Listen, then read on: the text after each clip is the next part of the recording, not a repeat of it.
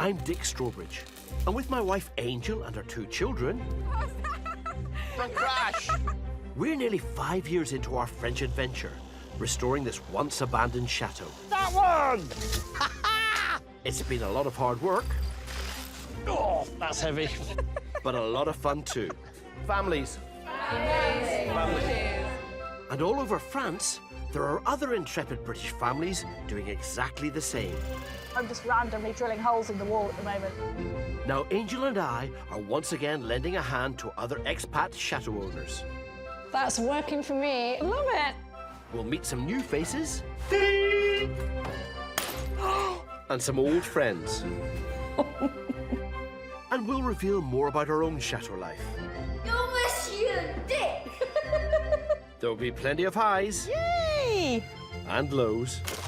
No. But however hard it gets, Whoa.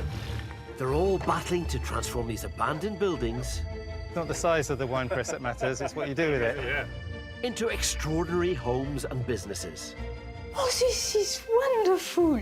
To live the dream as custodians of their very own castle. Today, Oops. one chateau owner awaits a special visitor. I can't be the only woman panicking about the arrival of her mother in the state of her house. How are you? Lovely to see you, sir. A couple through their first ever festive event, Hello. Oh, bonjour, bonjour. I should say bonjour. only for the pressure to take its toll. Cherry. Which cherry? The boiler's just blown. A case of crossed wires puts celebrations in jeopardy. I am a little bit disappointed, actually, because we haven't got any electric lighting wired in yet. It's going to be cocktails by candlelight. And at our place, you'll never guess what Angel has in store for me. I'm after sizes that are like this, all the way down to kind of like slivers. Okay, you want lots of wood.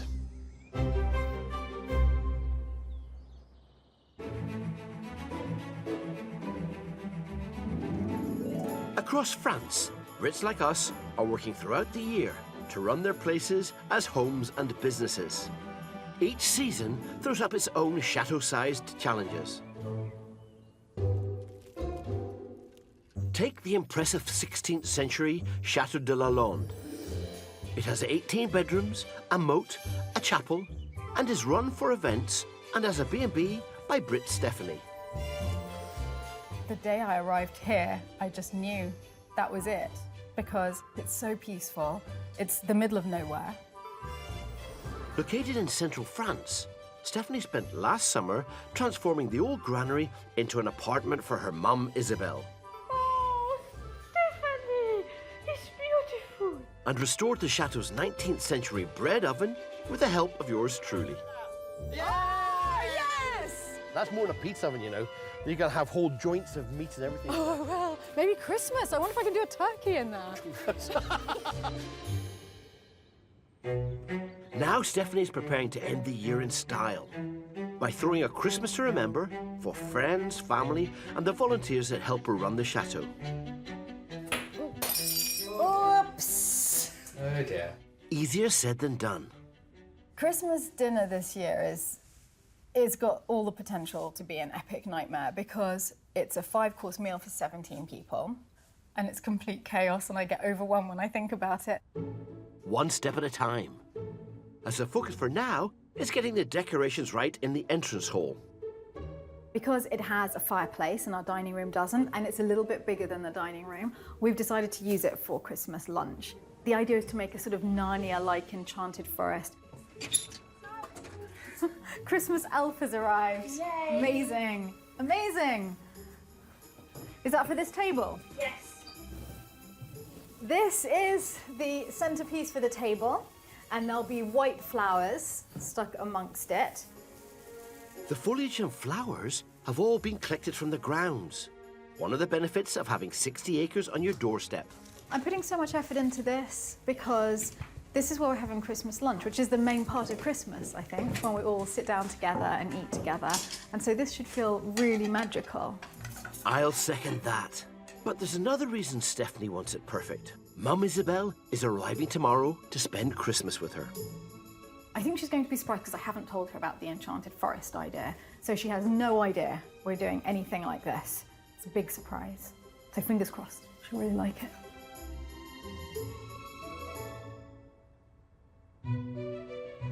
The following morning, Stephanie is determined to ensure everything's just right before her mum arrives. I can't be the only woman panicking about the arrival of her mother and the state of her house. Too late now. Here she is, along with close family friend Jerry. Gerald! Hello, my angel. Oh, you're looking amazing. Lovely. Let's hope Stephanie's decorations are a hit. What do you think? That's beautiful. A forest. We've basically brought Narnia into the entrance hall. It's wonderful. You like it? Very much so, yes. It's a thumbs up all around. But this was the easy bit. Now it's time to get cracking on the food.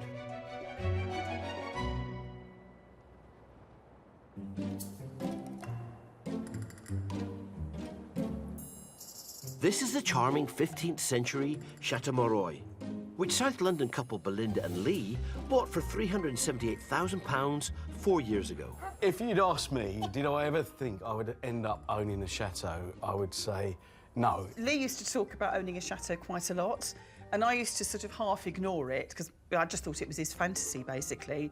But it's actually come true. Here we are. Which is completely crazy. Situated 40 miles from Limoges, last summer they launched their medieval chateau as a business by hosting their first paying guests. Welcome to Chateau Marais. And putting on their first paid event. A few months on, Belinda and Lee are already looking ahead to their next summer season. At the moment, my mindset is thinking of all the things that I still need to do because it's winter.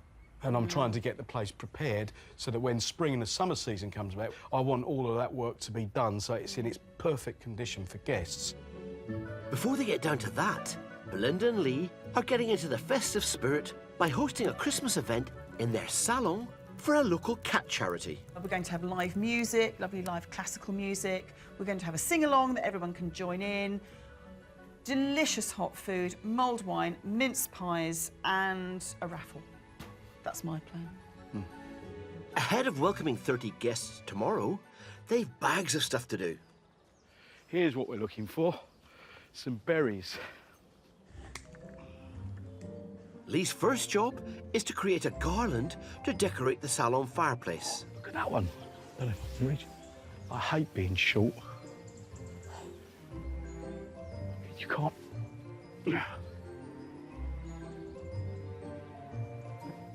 Look at that. That's a nice one. Well, Lee has his hands full, and he's not the only one. I am making some canapes for tomorrow's event. It's really important that tomorrow goes well for us without a hitch because, you know, it's all about reputation and we really want to get a reputation of having a high standard here. No pressure then, Lee. We haven't got much time left.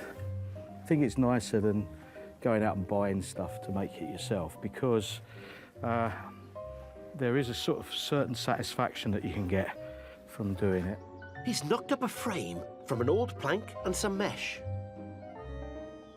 Oh, yeah, that's all right. There she blows. OK, looks good to me, but it's not my opinion he's worried about. I wonder what Belinda's going to think when she sees this. She'll probably laugh, I think. Only one way to find out.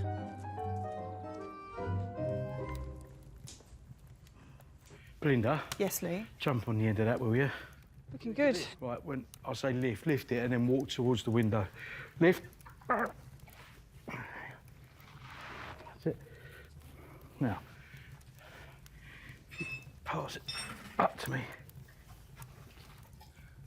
See, even short people can do these things. That looks really good. I think that looks smashing. My only observation, if you like, is there's a lot... this is a bit sparse here. If you could... No, it's meant to be. Well, yeah, but it's not the same as that size. No, well, it's a natural thing, isn't it? OK. Because it's just nature doing it, what nature does. Yeah. Yeah. Oh, I'm quite pleased with that. I'll do another one now for the kitchen. But first, I've got to find the radiator and bleed key and try and get in and bleed those radiators, because otherwise there's no point in having a log fire if the house isn't getting warm. So I'm going to go and see if I can find a key. Lee heads off to find out what the trouble is. A quick inspection of the radiators revealed they're all stone cold. We've hit a bit of a snag with the heating. The way it works is the wood-burning stove not only heats the room, but it is linked into the central heating system. But what's happened is there's a hairline fracture in the main pipe, which is causing it water to drip out like a leaking sieve at the back. But it does mean we can't have the stove on. Lee, we've got guests arriving. It's freezing. Well, we must keep these doors shut, because I've gone in and out and these doors are open. We'll keep the doors shut then. Yeah. If they can't get the heating on, it'll take more than mulled wine to keep their guests happy tomorrow.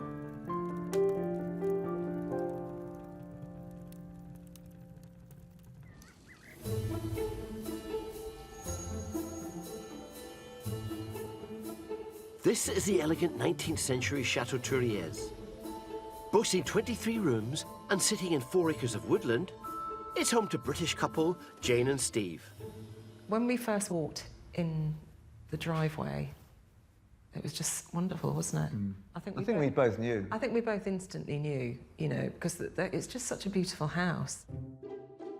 They bought the chateau near Toulouse for £400,000 last year, after Steve quit his wildlife charity job and Jane her position at a chartered surveyor's.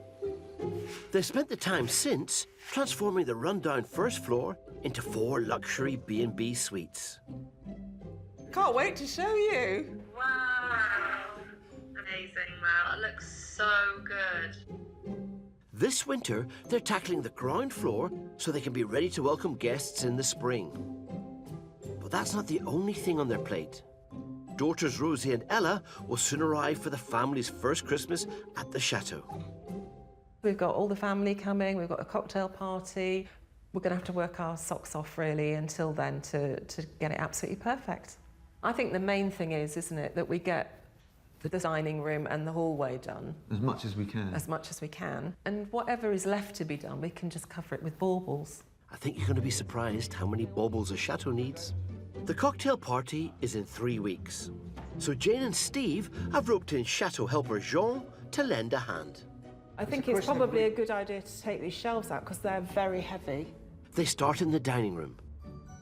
It's very exciting. I never thought we'd get to this point where we're going to move these 2 big beasts away from the wall so that then I can get on with stripping the wallpaper behind it.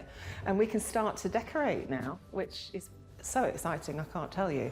So it's all systems go. And you go? Oh, I see, yeah.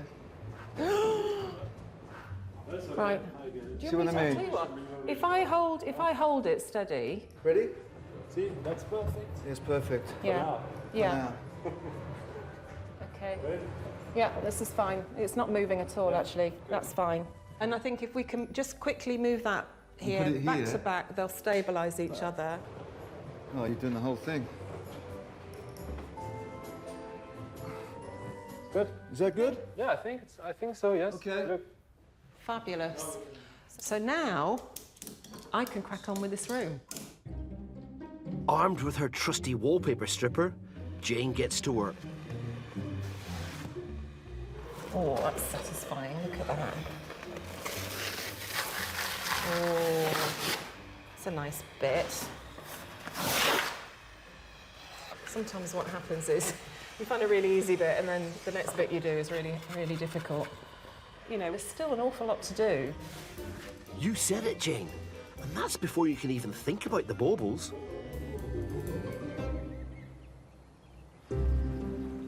At our place in the Pays de la Loire, we absolutely adore the festive season. Hey! All right, cheers to Christmas. Since we moved in nearly 5 years ago, we've held some cracking knees up here.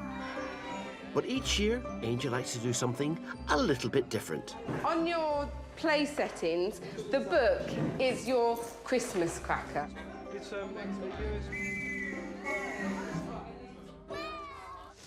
Right. This Christmas is no exception. We may have to chop down some trees, because I don't think I've got any nice logs.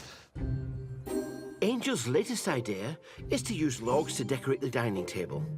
Luckily, we've 12 acres of grounds, and I've been roped in to help. They could work, some of these bigger ones. OK, we'll come back to these as necessary, all right? OK. Look at these logs. These are more exciting because these come from the cherry tree that stood there. Remember the big old cherry tree? Yeah. I'm not after that sort of size. I'm after sizes that are like this, all the way down to kind of like slivers. A variety of things. OK, so I'm going to see about chopping up some discs of this. Yeah. Different size discs. Yeah. OK. How many are we talking about in total? I don't know, 15? OK, you want lots of wood? I like our business meetings. I've been in charge of some major engineering projects in my time, but with Angel as foreman, it's a different ballgame. I think that's what she's talking about, things like that. That's one. 2. I'm imagining little groups of these sitting together. What we could probably do is being squared away. So square that one off to make that one useful. Right, safety gear on. Time to make these logs fit for the Christmas table.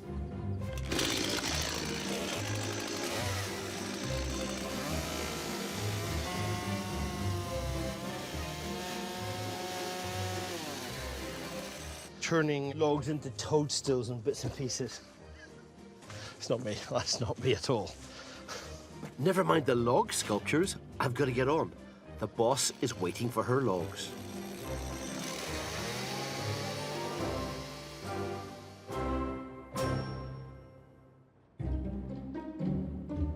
"170 miles southeast at Château de la Londe, Stephanie's Christmas plans are in full swing. The chairs. Maybe the chairs could just go out of this room altogether.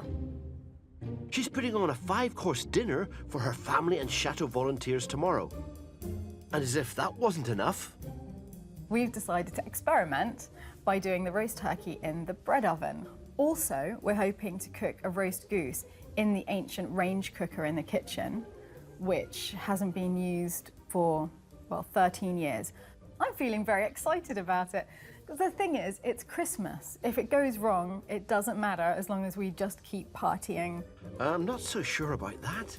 But cooking for 17 guests is going to be a tall order unless Stephanie can get that range fired up. So let me show you what state we've got it to. Exciting.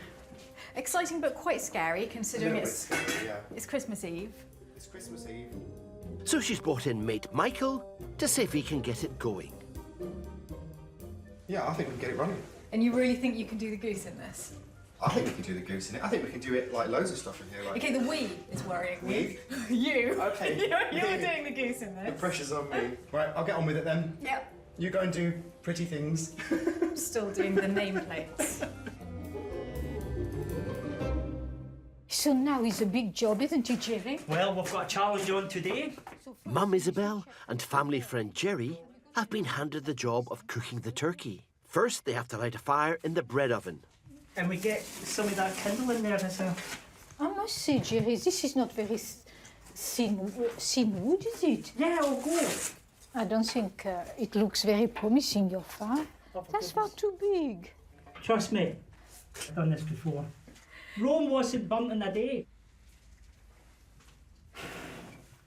Now, that's a brilliant idea. We could use a plate, perhaps, to fan the fire. No, my fire's gone fine. You do it. Do what? No, look, it's gone fine. If I do that. Yes. You see? Better still. Oh, look, it's working. Nice work. That needs to be stoked up and it'll be ready for the turkey tomorrow. Thank God for plates. Back in the kitchen, things are also looking up. Michael's stuffing fireproof insulation into the range to stop any smoke escaping.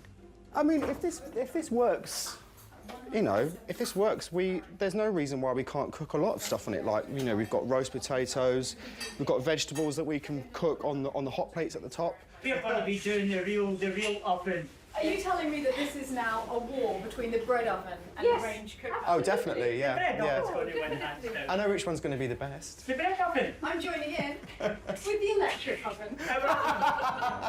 Oh, you don't say! May the best team win. Back at Chateau Moreuil, it's the morning of Belinda and Lee's festive charity event. I'm just looking at the time now. It's 10:15 and I'm thinking, well, what needs to be done? With only 2 hours to go until 30 paying guests arrive, they're still tackling their heating issues. We're very lucky to have Terry that could make it at such short notice, really, because I couldn't do what he's doing. For simplicity's sake, what Terry's now going to do is refix the joints, top and bottom.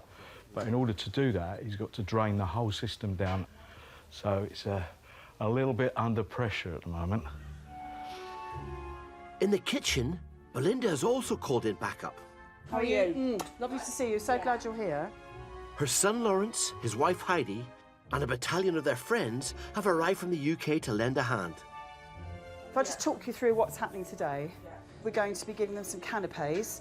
Main course is pork insider, crushed jacket potatoes. So that's it, really. 19, 20, 21, 22, 23, 23, 25, 26. We're 4 short. Oh, God. Why do I do this? Why? With less than an hour to go, it's the final push to be ready. Well, I'm shopping now. Do you know, it's amazing. It's really good. Everyone's helping out so much, honestly. I've organised everything, so I've got to be on call, but it is great to have so many pairs of hands. It's brilliant.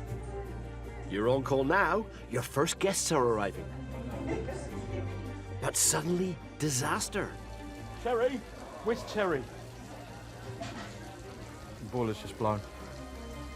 With the guests already taking their seats, if Lee can't stop the leak, this event could be a washout.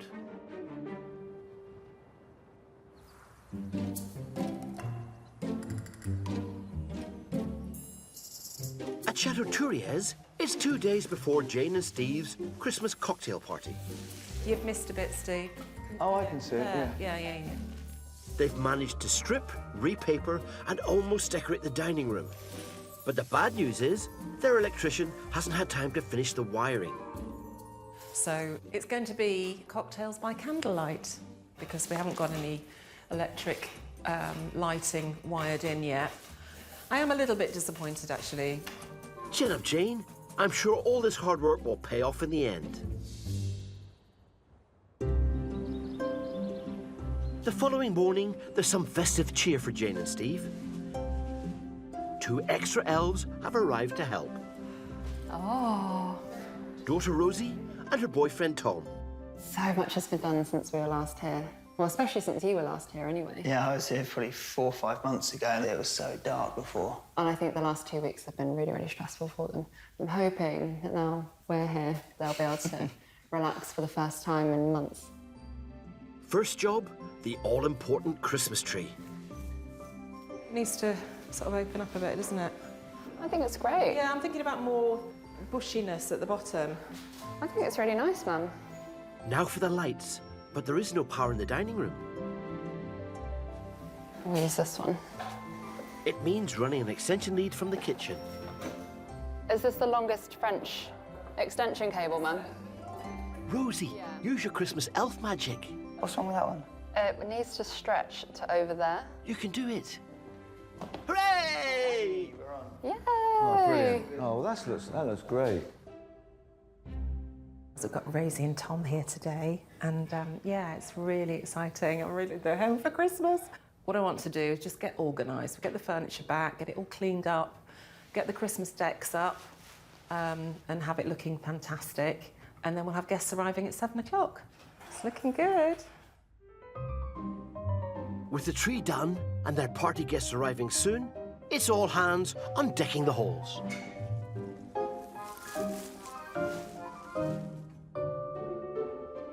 That's lovely. and just in time for the next arrivals.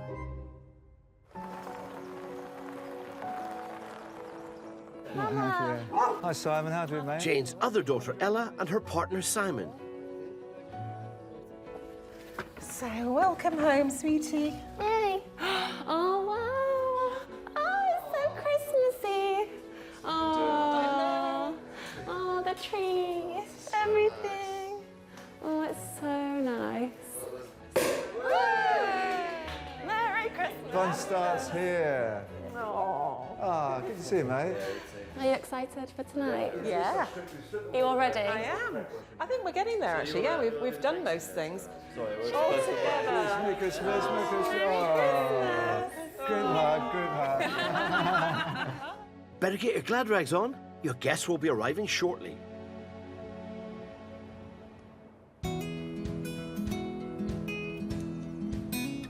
Back at our place, I've been dispatched to the grounds to sort wood for Angel's table decorations.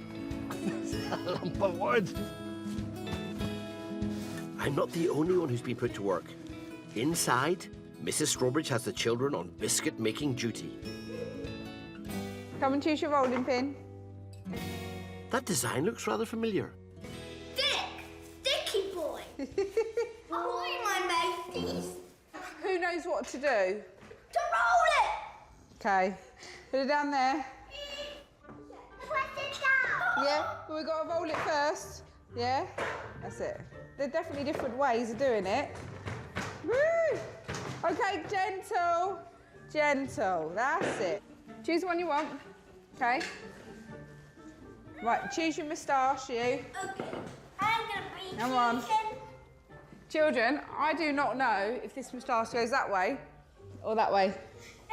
It goes the first way. Yeah, you're Monsieur Dick. Nope, I'm Monsieur Dick.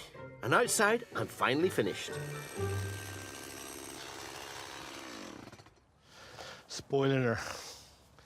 She wanted discs of wood, some this size, some that size. It's a matter of get a chainsaw, chop some bits of wood up, and then let her do some thinking. And it always seems to work out in the end. And I'm not going to argue. I'm just going to say yes, dear. So I've done my bit. The only thing is, it's actually quite heavy. Ah! A little later in the dining room, Angel can reveal her Christmas table decorations. But these are exciting logs. And this is really nothing more than a bit of Christmas on the table. I didn't want to leave it blank. I am the bane of Dick's life. I'm quite sure. I want this place to be magical. The table looks fabulously festive. Glad to see the logs pass muster.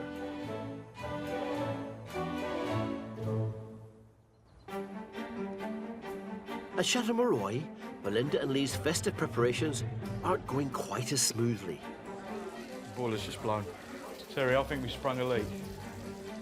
Their musical event is about to start, but their guests have arrived in the midst of a plumbing emergency. Shall I turn the valve off? No. It's there, I think, isn't it? So it's plumber friend Terry to the rescue again. All right, I'll just bung this towel down here then. Terry, yeah? Just, Yeah, you can soak it all out now, mate.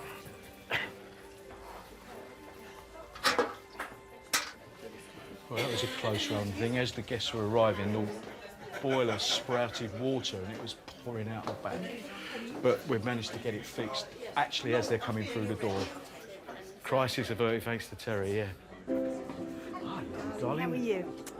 With the heating now on, Lee and Belinda can give their 30 guests a warm welcome. Bonjour. Bonjour. Lovely to see you again. God, I'm shaking. I'm so nervous. It's because it's all been a last-minute rush. Look at me. I was like this the last time we had an event here. I really don't know why I do it. Luckily, the evening's compere has it all in hand. Welcome to Chateau de Moraille. We're really happy to see all of you here this afternoon. Nous espérons que vous will enjoy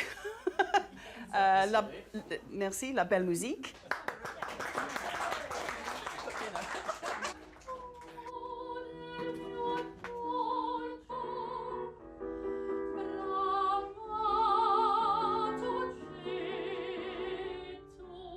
As the music gets underway, next door in the kitchen, the final food prep has to continue in total silence. And 30 hungry guests means they're not home and dry yet. I think we need to move the chairs somehow and create some space. I don't know how. Because I don't know how people are going to eat sat in those rows. We're going to lay the lunch out here. You can't just lay that on me now. We've got a full house in there. And you're saying move the chairs around.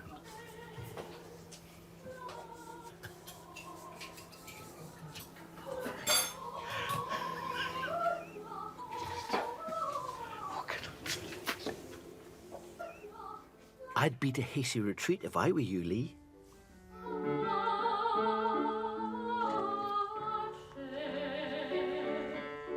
And anyway, the music's finished, so you're needed in the salon.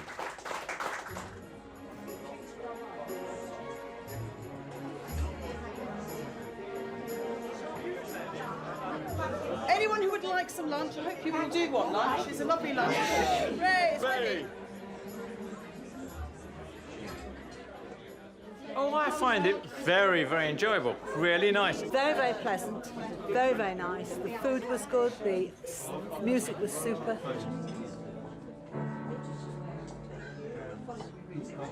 It came close to going under at one point, but Belinda and Lee's Christmas does seem to have hit the right notes. Not only that, they've raised over £265 for the cat charity they're supporting. I think today went incredibly well, don't you? I'm really pleased with it. I think it went better than we hoped for. Yeah, I definitely agree with you on that because there was loads of them as I was saying goodbye, saying, when are you going to do the next one? Are we doing it again? Well, yeah, I suppose I think we must. Good work, you two. Now you can turn your attention to getting this place ready for your next summer season.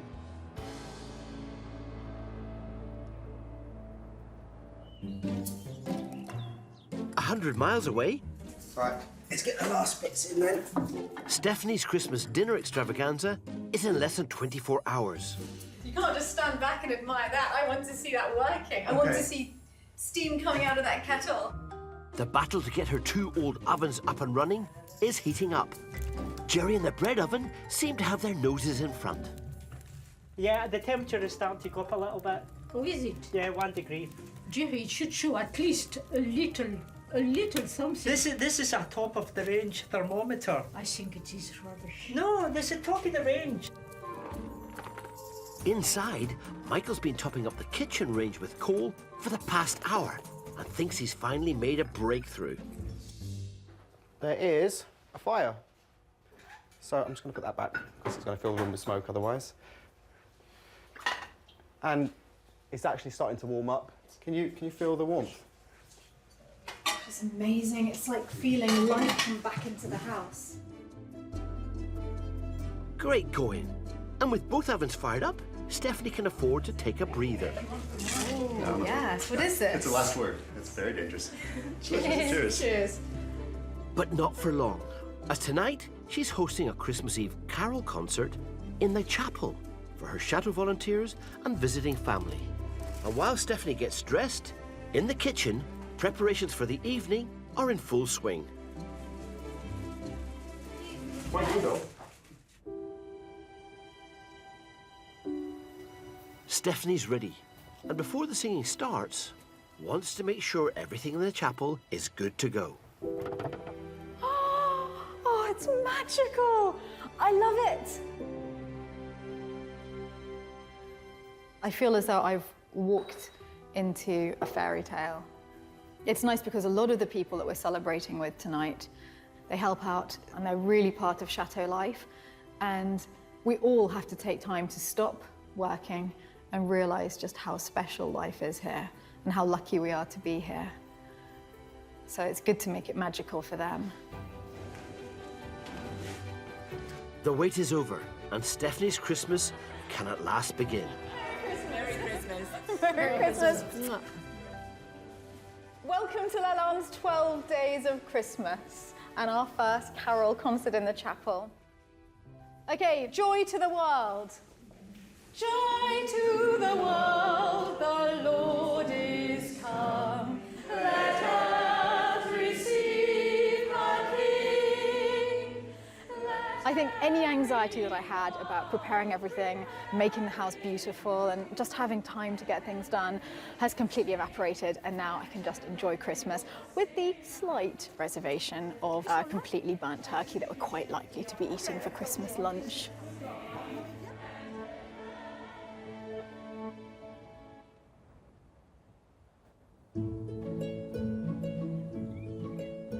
At Chateau, Jane and Steve's cocktail party guests are about to arrive.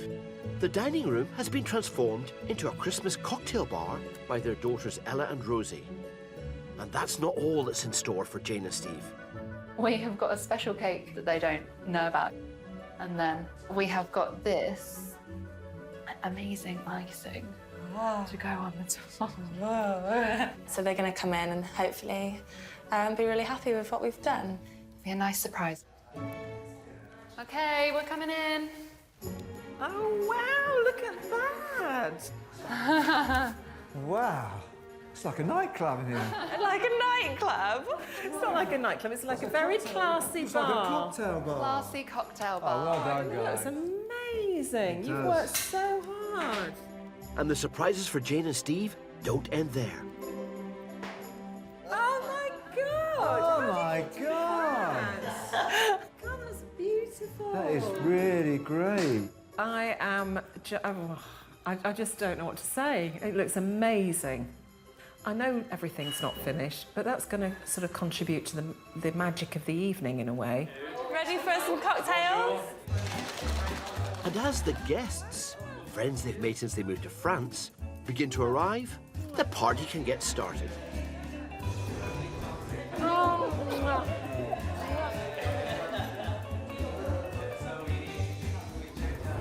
I think tonight has been great. I mean, everyone's having such a good time, and it's just so nice to all be here together. As cheesy as it is, it's really magical having Christmas in a chateau. Merry Christmas. Happy Christmas, you two. Enjoy yourselves before the work ramps up again. In the new year, we've just got to crack on with the ground floor. We've got to get the salon and the dining room finished first. And then we should start getting some bookings soon, I Well, would it'd be hope. nice to get a booking in, because once we've got a booking in, we've got that goal. Chin chin, darling. Cheers, John. It's to a lovely Christmas. Yeah.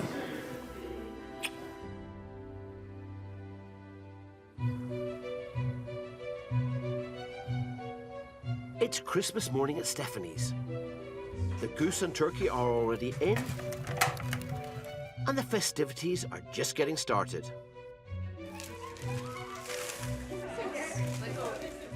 Father Christmas got me an inflatable flamingo. There's nothing like friends and family all together at Christmas.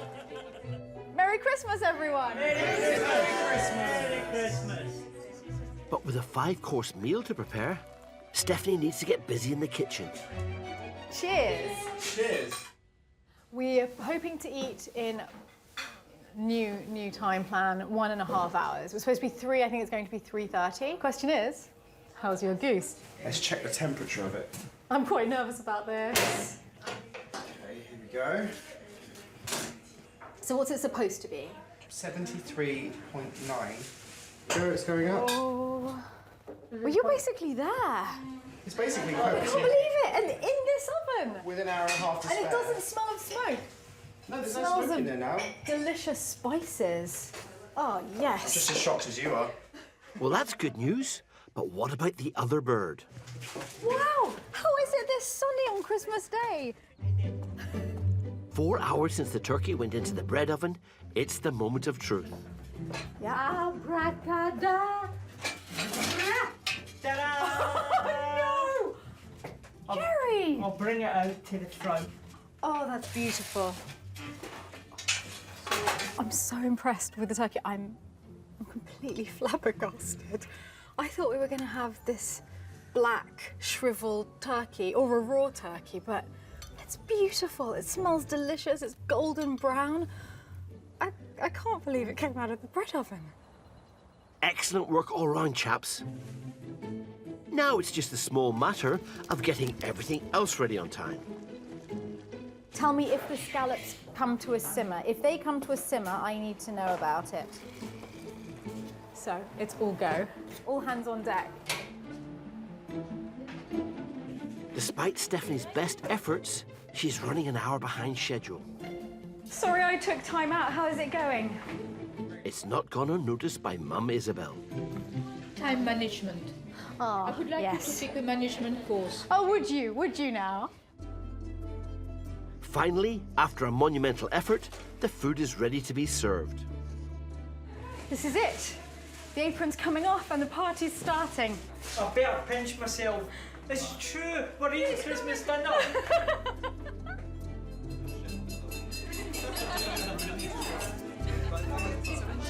Merry Christmas, everyone. Merry bloody Christmas. Stephanie's hard work has paid off, with the food going down a treat.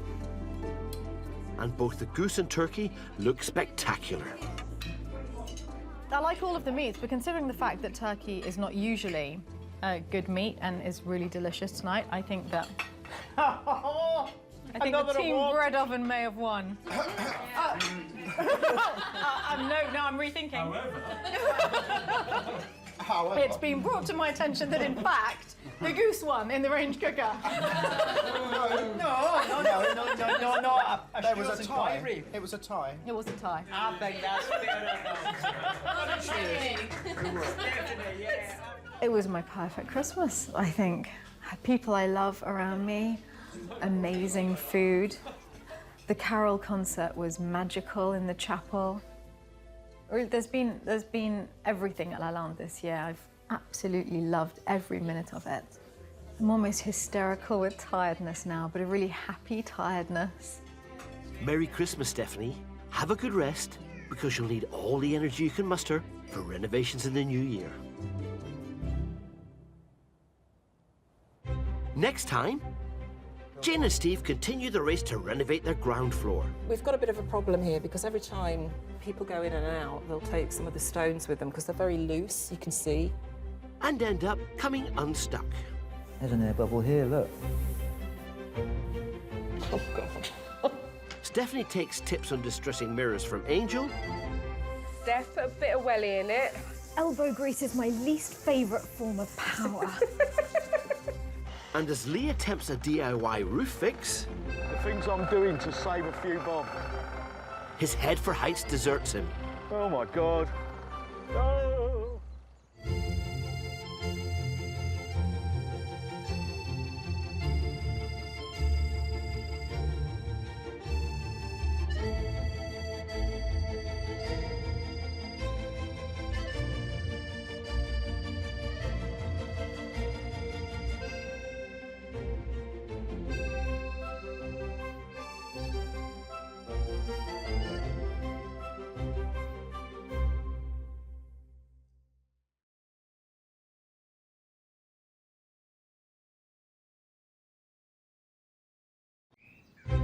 I'm Dick Strawbridge, and with my wife Angel and our 2 children, we're nearly 5 years into our French adventure.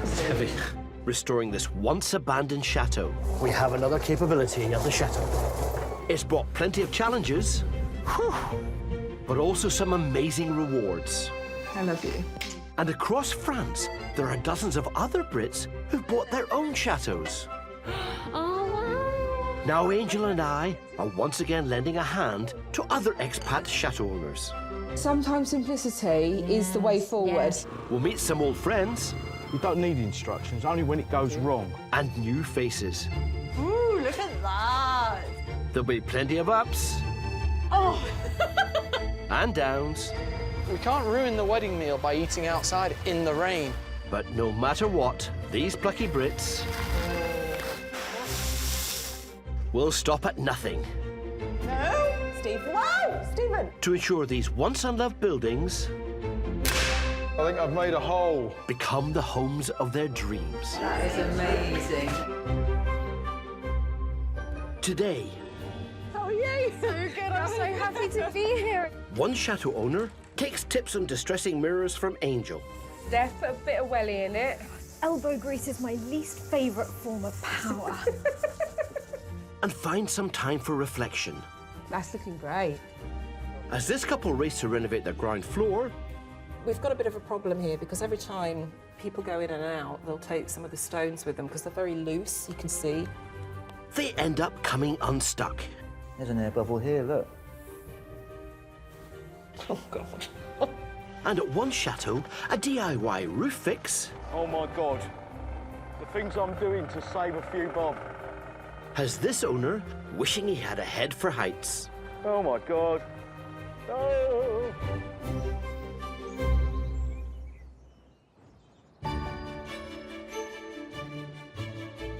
Over 8,000 properties have been bought by Brits in France last year. And a fair few of us have been lucky enough to end up as owners of one of these glorious places.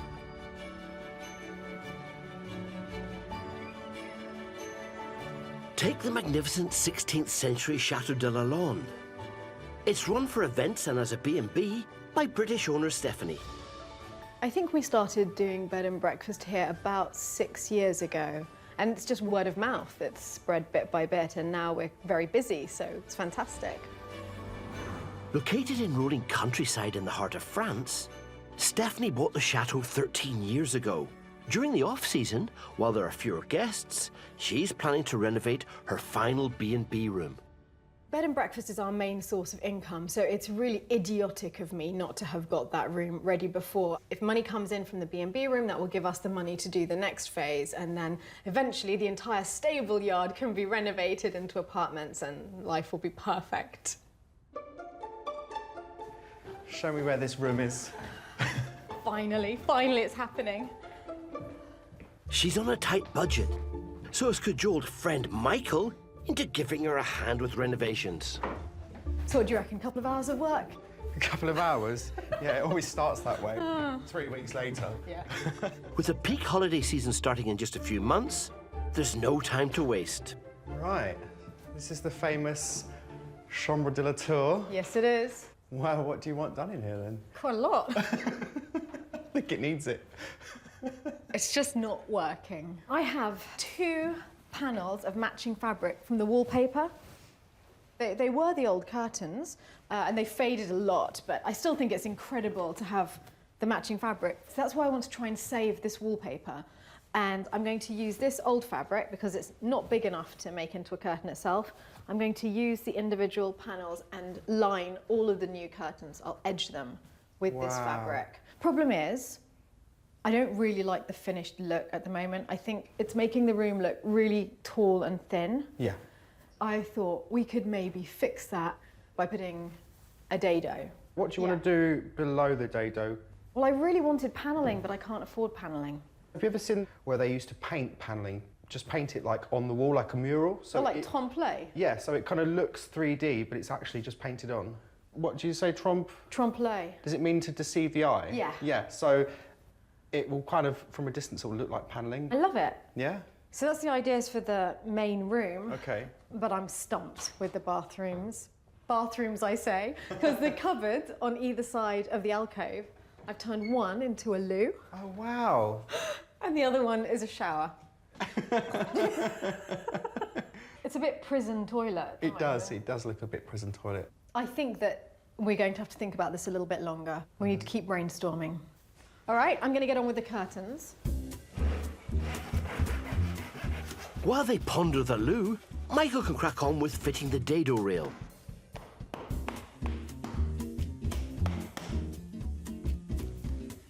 While Stephanie gets busy with needle and thread. It's really lovely to be able to use the old fabric and see it coming together in a new way. I did not know that buying a chateau would mean I'd have to become an expert curtain maker, but I've made easily over 100 drops, goodness knows how many pelmets, and I had to do it out of necessity. I couldn't possibly have employed somebody to make all of these curtains. It would have cost a fortune. Half an hour later, the curtains are taking shape. I'll be pleased when they're completely even, but I think it's definitely getting there. Looking good, but there's a lot more work ahead to get the B&B suite refurb sewn up.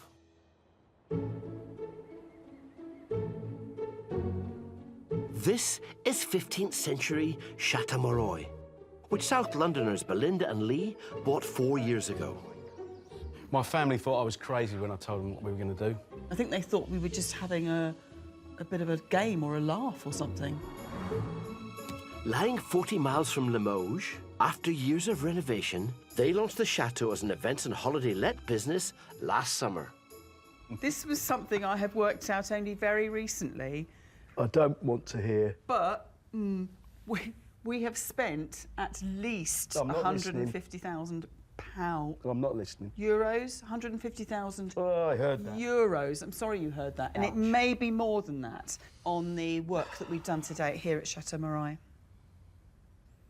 Did you just say to date? Belinda and Lee have now staged their first event in the Chateau's salon. Anyone who would like some lunch, I hope you all do want lunch. It's a lovely lunch. Hey, it's ready. But their main event space is the medieval castle keep, or donjon. It's currently in need of urgent repair, thanks to a recent storm.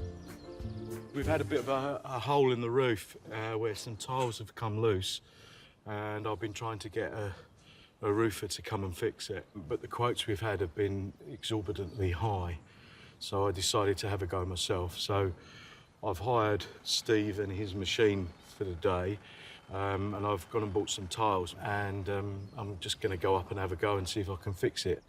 By hiring a cherry picker with a licensed operator for just over £300, Lee may save himself thousands on the roof and could get the donjon back up and running more quickly. It's really important to get the donjon roof fixed because, you know, we've used it for events and we want to carry on doing that, so it's got to look its best. Lee is going to be really brave and get up on the cherry picker. I think he will try not to show his fear very hard, but I know him really well and I think he's really quite scared. So I'll get these two in there. Cool, stick 4 in there and we'll see how We've got 4 tiles there. Yeah. If getting your leg over was always this easy. Yeah. Right. Even up, I'm only up about a metre off the ground, and you can feel this thing wobbling around quite a bit. And I'm looking at the wind in the trees now, and the wind's picking up. Right. That's the sandwich alarm.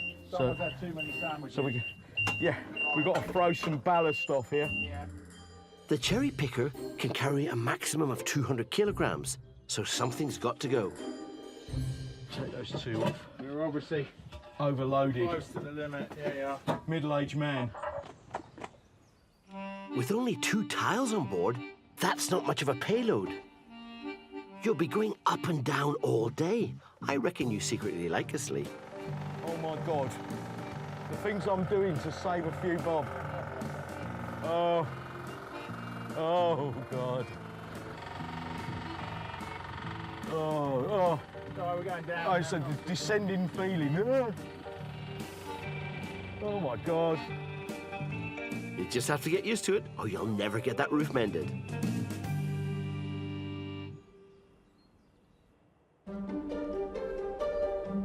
This is stunning Chateau Touriez, dating from 1885 and sitting in 4 acres of woodland. Its owners, British couple Jane and Steve, moved in 9 months ago. We walked in, and even though this house had been shut up for over 4 years, it just had this most wonderful feeling to it. The thing that really hooked me, the land that it came with, was wonderful. I was blown away by that. Located under an hour from Toulouse, Jane and Steve plan to open as a B&B in 4 months' time and are currently renovating their ground floor. You've missed a bit, Steve. Right on the edge. Oh, there? No, right on the edge of where the window... Oh, I can see it. There, yeah. They made some progress with their dining room in time for a festive visit from their daughters. And are now moving on to the rest of the downstairs. With their savings rapidly running out, the stakes couldn't be higher. This is our home, but it's also our business, and we've got to earn a living. If we're not earning any money, then we're in big trouble.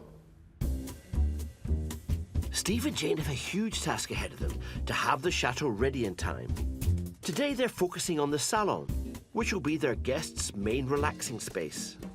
This is the original wallpaper that was put in when the house, it's hand-blocked, beautiful old wallpaper, but it's a little bit dark and dingy, and I want to lighten up the whole of this floor, really. So it's all going to be white and lovely and bright.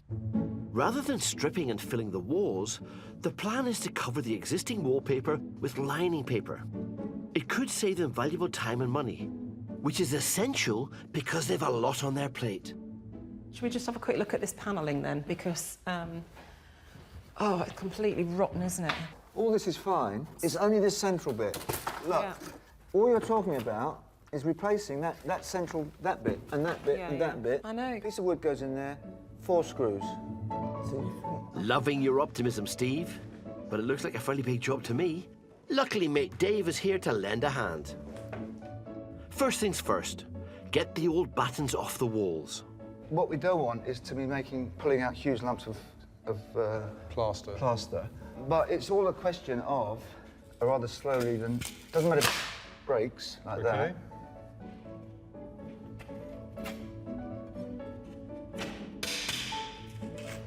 Oh. Steve, I think I've made a hole. Well, there's going to be a little bit of filling. It's just trying to keep it as flat as possible and to do as less work as possible before I put the lining paper on. As Dave removes the last battens, Steve starts on the papering. Ta-da! Hey, nice penny. Lovely penny, isn't it?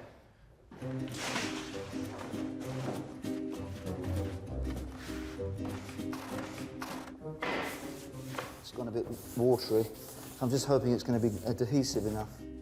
It's the moment of truth. If the lining paper lies smooth on the wall, it'll save Steve weeks of prep. Now, is that pretty much going straight down, David? It is. Bang on. Good. Overall, this is really smooth compared with all the other rooms, even the master bedroom, which I It's going to save a lot of time, isn't This it? is- You won't be filling and sanding. This is wunderbar. Yeah, it's great, isn't it? This is absolutely what we wanted. Well, the main thing about this is there's no filling and rubbing down, and filling and rubbing down, and dust everywhere. I reckon there's 2 weeks saved.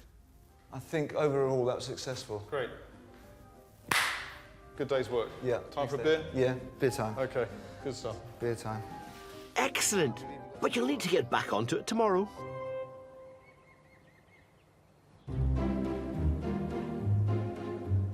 At Chateau, despite his fear of heights, Lee's battling on with fixing the donjon roof. As their main event space, it's a crucial job. I don't know what I'm doing here.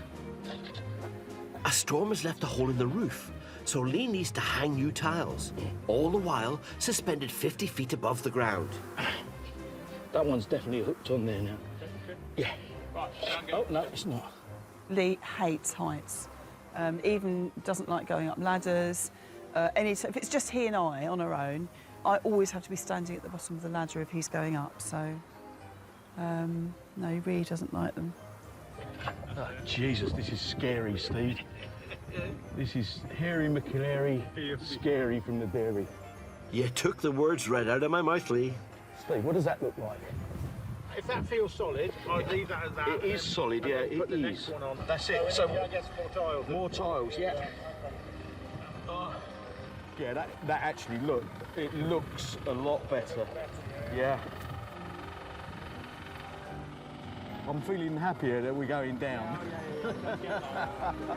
But only carrying 2 tiles at a time means plenty of up and down trips. Oh. Not going to kiss the ground, are you? Oh, this feels so good. Sorry, Lee, you need to get back in there and up again. Just over an hour later, the hole's fixed. Now for the other side of the roof. Unfortunately, there's trouble blowing in. Oh, Christ. No, let's go down. That's too dangerous. Yeah, let's take it down. Okay? Yeah, OK, I'm clear. The wind's picked up, so Lee's coming down. Thank you. Oh, firm land. I'm happy I'm standing on proper earth. When we were right on the extremity, with both of us in that bucket, The thing was rocking all over the place, and I have to say, I felt really dead scared. And even Steve was saying, I don't really want to be doing this anymore, let's get down, because it was just too dangerous. It's always better being safe than sorry, but with winter weather so unpredictable, it could be some time before Lee can get back up and finish the job.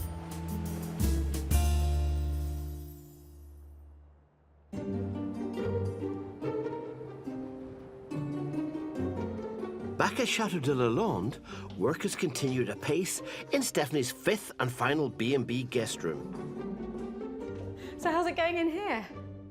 Michael's been painting below the new dado rail, but there's an issue.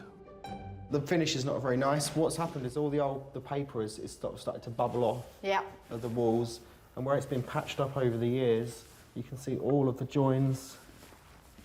Just doesn't look very nice. So what are our options? Well, the only thing that I can think of is to use a Stanley blade and just score underneath here and use a wallpaper steamer and just take off the paper from there to there. Okay, well, at doing the job, let's do it properly. Let's get the wallpaper off. Have you got a wallpaper stripper? Yes, we have everything in this house. We just have no idea what any of it is. Well, if it's going to be anywhere, it'll be in here. Can't see anything obvious right now. What about the storage room at the end? Is there a wallpaper stripper in there, do you think? I thought I had two, weirdly. Ah, wallpaper stripper. It says it on the outside, but do you suppose there's one in there? That looks like a wallpaper. Miracle! The key to doing any job is having the right tools that are in good working order. Well, the wallpaper stripper is meant to have a lid just here. The lid is missing. The scheme is just going to escape. So, this is shambles, the whole thing. That may be, but this is a job that needs doing. So the only option left is to take an old-fashioned approach. We have hot water and sponges. Excellent. Okay, I can be starting to wet the paper if you want. Yeah, there's sponges there. All right. By soaking the wallpaper, it should come away more easily. This is what we used to do before steamers. It is never, ever as simple as you think it's going to be. When we start any project here, it takes longer than we think and becomes unnecessarily complicated, but it'll be worth it when it's done. It's lined with newspaper. So that means we can date the wallpaper. This is so exciting. It's like a journey back in time with everything that we peel off. The date of this newspaper is the 9th of April, 1964. 1960s. Now, if we just find a little hidey hole with the treasure, we'll be sorted. They're getting there slowly. It's a painstaking process. At least Stephanie knows the drill by now. It's very common for us to start a project thinking it's going to take a couple of days and then find that it takes weeks longer because of things like this. Pray for no more setbacks.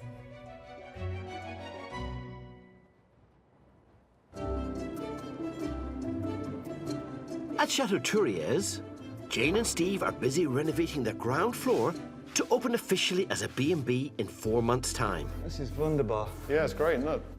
This is absolutely what we wanted. Now, a more pressing problem has forced them to down tools. I've got to trim all these bushes down and stuff as well. A cedar that fell in a recent storm needs dealing with. Fortunately, Chateau helper Jean is a trained tree surgeon. This is a necessity because of, really, health and safety and danger to the public. I think that Jean will save us hundreds of euros, possibly even Steve. Thousands. You know, there's a lot of work to do here. I think it's going to Thousands, save us thousands. Okay. He's a godsend. So where would you start with this then, Jean? I think now the emergency is about taking down the trunk. It's supported only by these small branches, branch here, you know. So I need to put it to the ground. Then I guess we're gonna split it for firewood and everything. Yeah. Great. As Jean sets to work,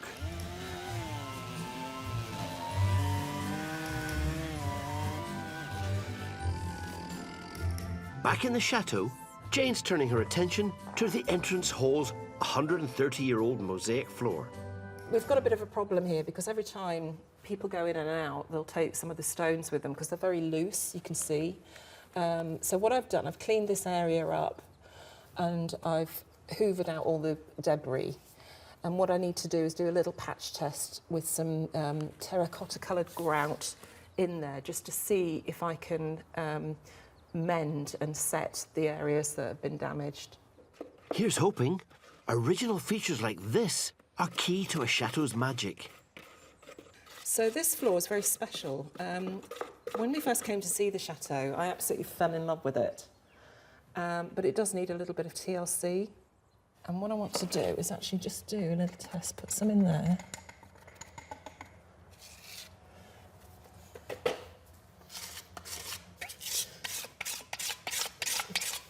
The problem is when it's wet is that you can't kind of see what it's going to look like when it's dried. At the moment, it's looking a little bit bright, but I think that if it dries to look anything like the actual dried powder, it should work really well. So I think overall, looking at it, I think that's going to work, which is very exciting. In the salon, Steve is busy replacing the rotten boards with cheaper MDF panels. That's great. What we have now is all we have to do is to do a little bit of caulking around the edge and then glue that on there. So we need some glue. Finally attached is a central panel of plywood. Steve's sure no one will ever know the difference, if it's glued on straight, that is. What I just want to make sure is that this line is lined up with that. Well, it's and also... That looks slightly over to the right to me. It needs to come a little bit further. Yeah, you're right, it does. Over to the left. A bit more? No, I think that's about right, actually. That's slightly out, Jane. It's going to be... Do you know, once it's painted in... No, I know. I think, you know, really, nobody's going to examine it that closely. Job done, and you've managed to keep the cost down. Now to get on with decorating the room.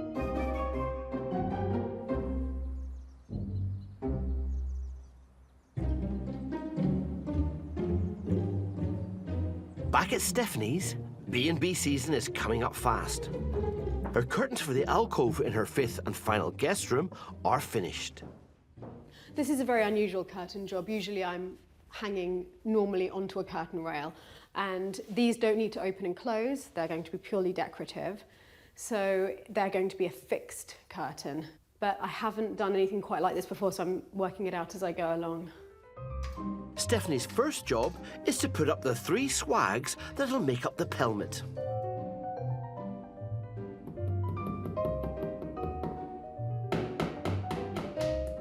With a few tacks, the pelmet quickly starts to take shape. That one's fixed. And then finally, the curtains themselves. It's great. And actually makes it feel like a little room in here. Or on a stage. To be or not to be, that is the question. Oh, it's perfect. I love it. I love it. Stephanie's homemade curtains, complete with their trim to match the wallpaper, are impressive. The curtains have been quite complex in here, and I'm making huge curtains for the window, so they're even more work than the alcove ones. Every spare second that I have now at Lalande will be in this room until I've got it finished. But it's all starting to come together. Next, Stephanie needs to work out how to give her toilet in a cupboard a touch of je ne sais quoi.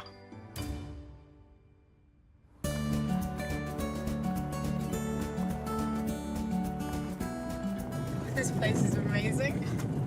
I love it so much. So she made the 4-hour drive to our place for some inspiration.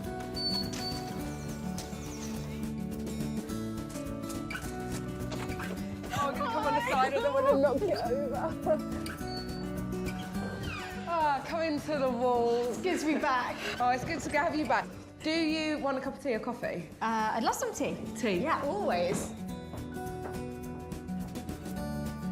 Oh, what a beautiful sight. Wow. Cheers. Cheers, gorgeous. Cheers. So, I have had a little look at your project, but tell me a bit about the room and what it's going to be used for. And It's a 16th century room, but that was redone in the 18th. So, you know, they put those alcove beds with a little cupboard on either side of the alcove. Yep. So I put a shower in one and a loo in the other. Brilliant. And they're tiny, they're really tiny. OK, that's fine. But I want to make them special because of that, so that it's a surprise as you walk in. OK. I have, and I've not done it before, but I did start a similar project about 3 years ago, but ran out of time. Just before me and Dick were getting married, when we were doing up our honeymoon suite, I was going to do a whole wall of mirrors. So I bought at the time just these kind of like mirrored tiles. Right. They're square, they're nothing fancy, and my idea then was to distress them. And just to make a wall. Now, a mirrored wall just gives an illusion of extra space, doesn't it, as soon as you walk in. I just thought maybe you can do a whole mirrored wall at the back. I really love that idea. I love it. I mean, I've got enough tiles to give you for both rooms. Are you honestly, serious? Yeah, I think so. It's unbelievably generous of you. Oh, no, honestly. I'm really excited about doing a project and seeing you finish it. Wait, shall we go and have a little look around and start getting these mirrors out? Yeah, fantastic. OK, I don't get it, but I'm looking forward to seeing what these two rustle up in Angel's treasury.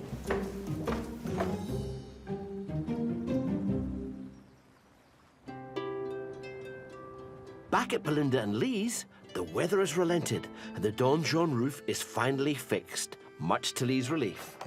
So because we've managed to successfully repair the roof and patch the hole up properly and secure the tiles, the building is completely watertight now.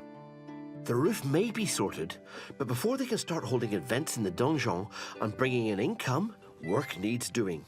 The donjon has once again turned into a sort of bit of a rubbish tip, basically. And, you know, it needs to be tidier than it is. It needs to look like a place where you could have a party, and at the moment it looks like a rubbish dump. So I'm a bit disappointed, to be honest, in how it's ended up. Belinda couldn't bring herself to come in here because she said, every time I go in that room of yours, it's become my room now. Every time I go in that room of yours, it's in a complete state. So what my plan is today is to clear bits and pieces out and tidy the place up a little bit, right? And then when it's clear, I'm going to bring her in and say, ta-da, we've got our donjon back, now you can start planning events. That's my plan. Right, so I'm going to get these trestles out, put those over by the door. Fair bit to do, Lee. Tool rack.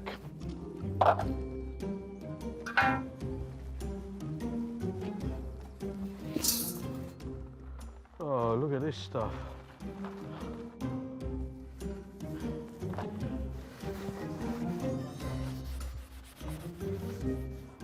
I like the juxtaposition of having something really, really rough and something really elegant together.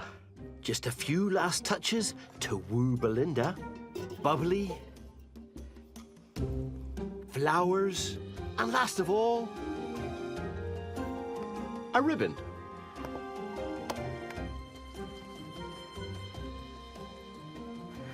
Need to get a pair of scissors without seeing me.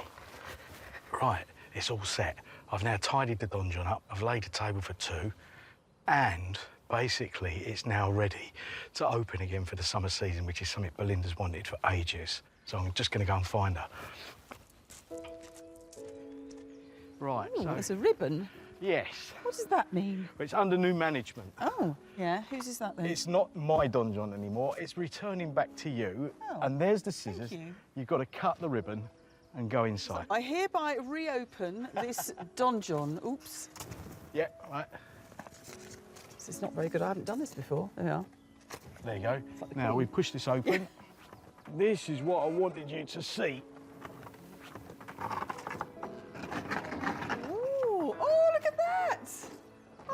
looks lovely.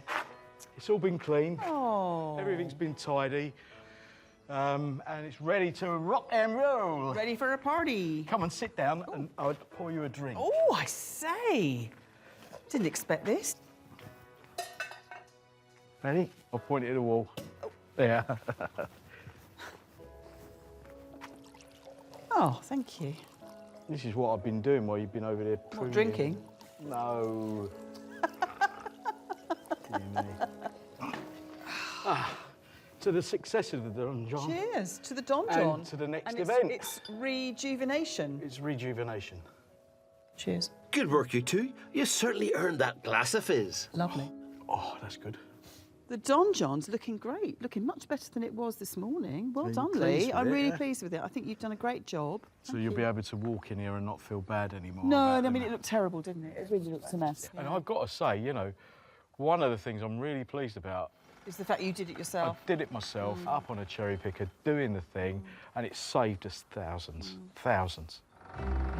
You've also learned some new skills along the way, Lee. That's one of the great joys about owning these magnificent buildings. Now you need to get that Don John paying its way. I think now this space has a future. We've probably extended the possible life use of this beyond the 4 or 5 summer months into sort of 8 months now. Yeah. So what we really need now is some events booked in here. We need some income coming in, and that's going to help us pay for the rest of the work that we need to do in this place. Good. So you're pleased Yeah, then? definitely. Thank Excellent. you. Lovely.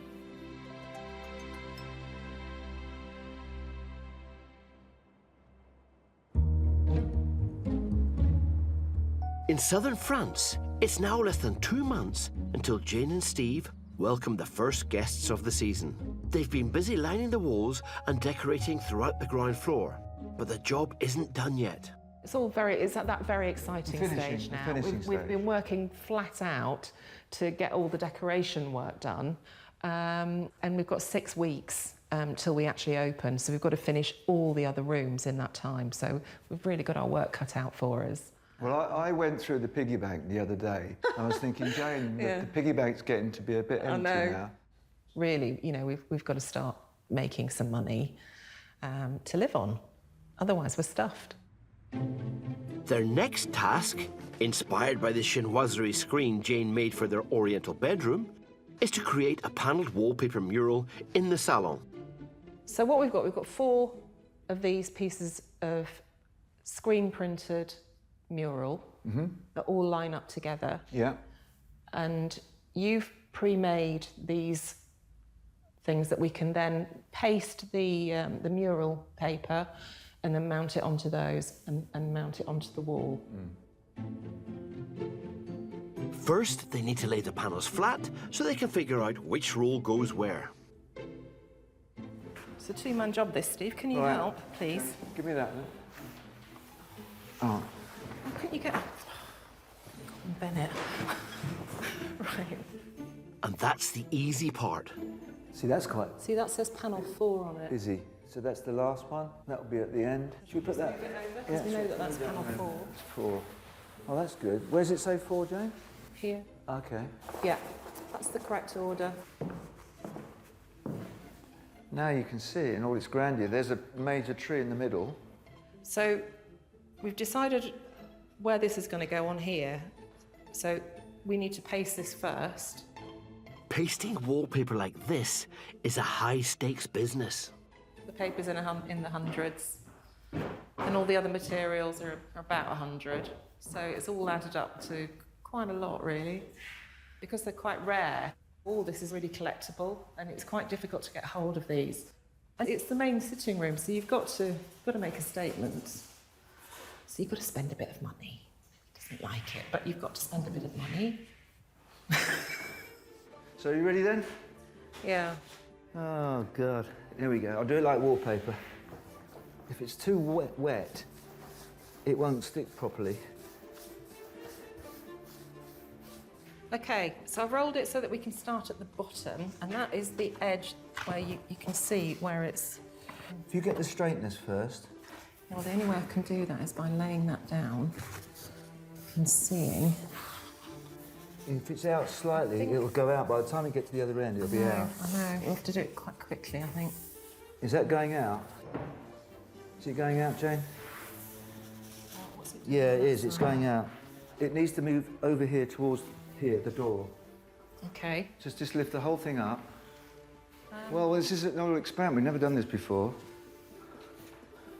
That's spot on now.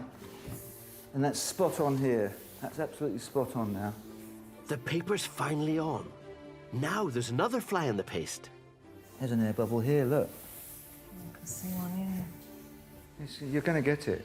No, but look, that's quite a big one. And that's why I think we should wait till it dries before we do any more. Oh, God. I think that we need to know that this is successful before we do anything more. Well, the point is, if it's not successful, there's not a lot we can do about it, is there? I didn't expect it to bubble in the way that it bubbled, and I've got my heart in my mouth now. We've done what we think is the best thing, and we'll just have to keep our fingers crossed and hope that it dries flat when it's dried. We want to get it all right because we haven't got long before we open, and yeah, the stress is mounting. To Vesuvius is going to erupt soon. Hang in there. After months of graft, you're so close to having the whole place ready for your first official guests. You just need to keep going.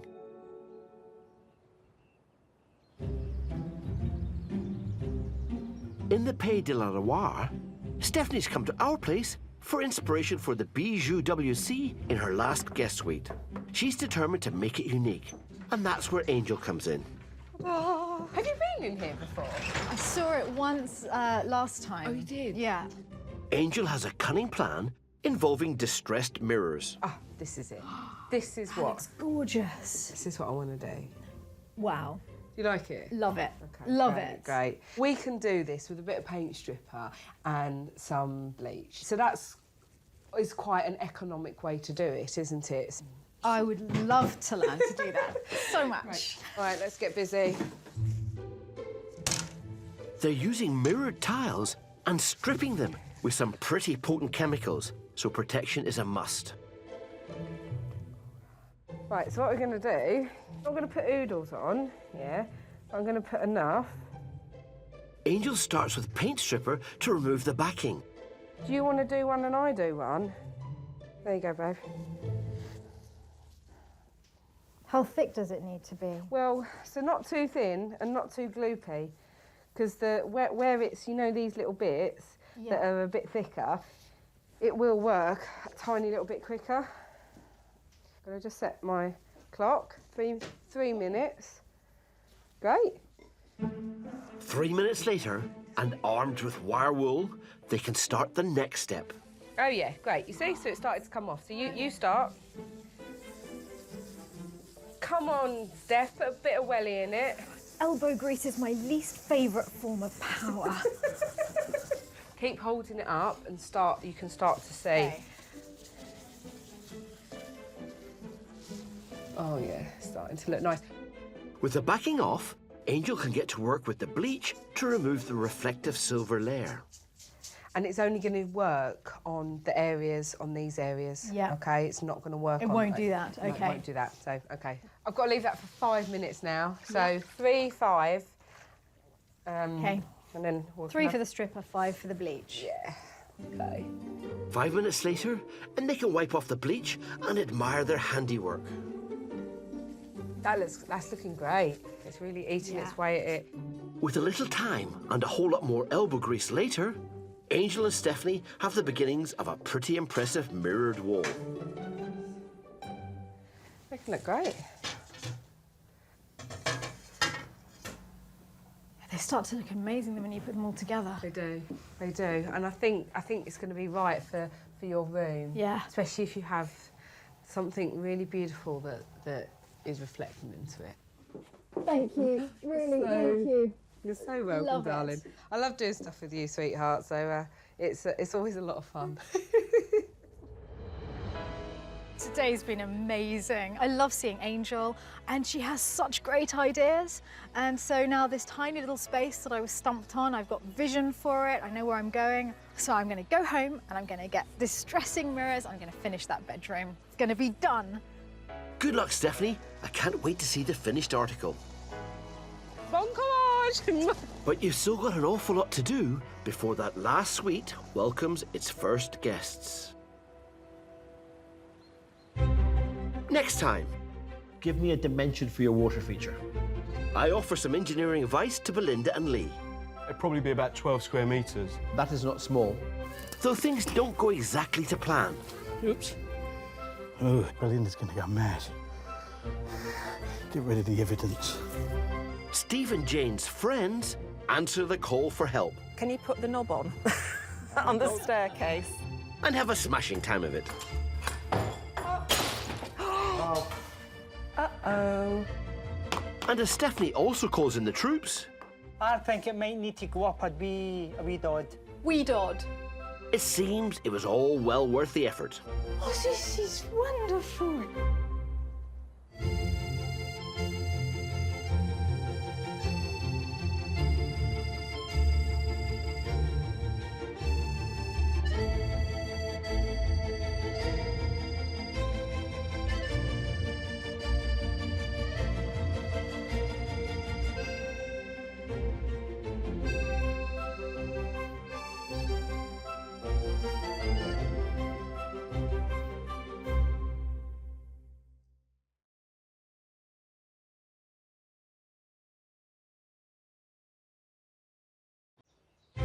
I'm Dick Strawbridge, and along with my wife Angel and our 2 children, I got him. We're nearly 5 years into restoring this once abandoned chateau. There's something quite sort of majestic about it. I feel like you're in the clouds.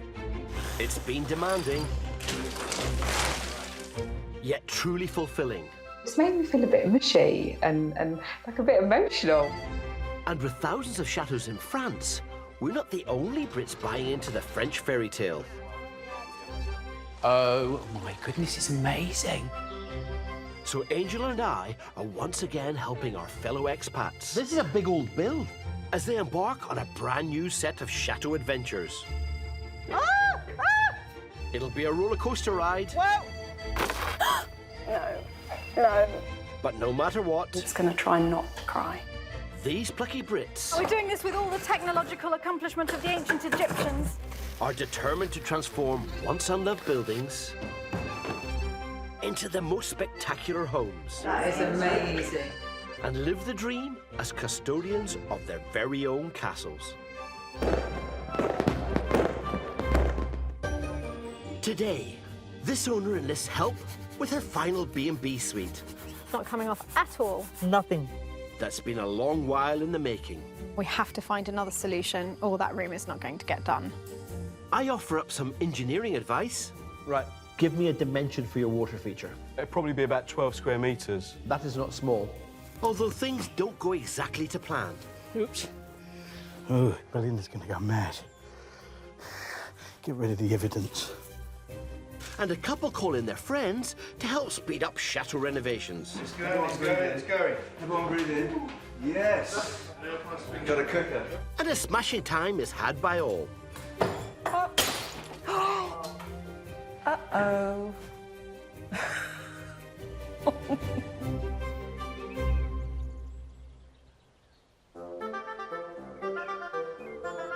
Around 150,000 Brits have made a permanent move across the Channel. And some of them are lucky enough to end up calling one of these wonderful places home.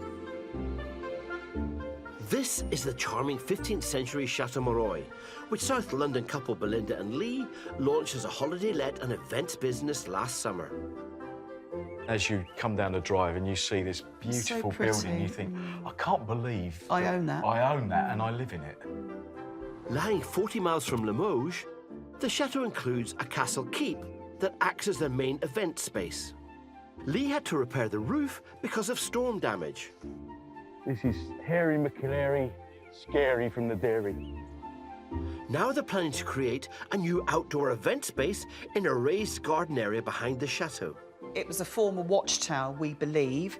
It's now really an overgrown, tired space, which we want to turn into something beautiful. To do that, Belinda and Lee are planning to build a water feature, and they need to get it finished in time for an exciting upcoming booking. Their first ever wedding. We have to get the water feature finished in time for the early summer. It's promised, basically, as a feature of this chateau. They want to use it, so there's a deadline for us. We have to get it done in time. This is so typical of us as well. Both feet in, making a commitment, not quite sure how it's all going to work out. We can do it, it's no problem. It'll be done. We'll do it. Large water features can be tricky, and as these two have no experience, what they need is a bit of engineering know-how. I know just the chap. Hello, how are you? Hi, Dick. Hi, Dick. Yeah, we're great, thank you. Talk to me about this water feature. What are you trying to achieve? OK. You talk to that, because this is your project. OK, well, what it is, we've It's got... your fault, Lee. So what I want to try and do is put a small water feature in the centre of the tower to draw people down to it. We just want to make it a more tranquil, user-friendly, pretty green space. Right, give me a dimension for your water feature. It'd probably be about 12 square metres. That is not small. That's huge. During the summer months, you're going to have a lot of evaporation on it. Yes. Actually, that's a very good point. Yeah. Unless, of course, you have most of it subterranean and reduce your surface area. Now, do you want moving water? Well, the whole idea of moving water was literally just like a recirc. Now, recirculating sounds easy, but if you want to recirculate from the bottom of a feature to the top of the feature, and it's, say, 5 metres, that's quite a lot of work. If it's a metre, it's a lot less work. And if it's a lot less work, you need a lot less energy. And so, from your perspective, a solar... I take it you've got no electricity over there? No. No. So it's a small solar panel, a battery that can store the energy, that sort of thing is completely doable. That's great. No, that's been really good advice, Honestly. actually, Dick. Thank you very much, because certainly I didn't think about the evaporation. No. I didn't think that we could get solar-powered pumps that could do what you've just described.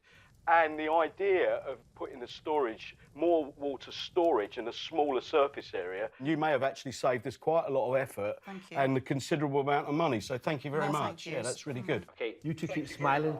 Lovely to chat to you. You take care. Thank you very much. Thank you. Bye. Take care. See ya. Bye. It's back to the drawing board for Lee and Belinda. Armed with my advice, I'm excited to see what they come up with. If we were using this for weddings, so you have bride and groom standing there, smack in the middle of the garden is this water feature. It's going to be in the way, isn't it? So is your thinking to just make a smaller water feature? Wow, this is the clever bit, right? This is what I was thinking now. You see this scrub area here? Yeah. So supposing we make a small reservoir here. Right. With rocks on it. Right. Supposing there was a service going on, you had the celebrant. Right. That was standing in front of the water feature. So in the background, you've got this very gentle trickle of water. Yeah, and the pretty statue, right. yeah. Your man here with his book of words. Mm-hmm. Yeah, groom, bride, bridegroom. You've got the processional route Exactly, the way straight down. down the stairs. You could probably get 50 people down 50 here. people down here. That's a far better use of the space. Yeah, it's great. I think they've made a good call. But with that first wedding already booked in, they need to make a start on clearing this overgrown garden sharpish.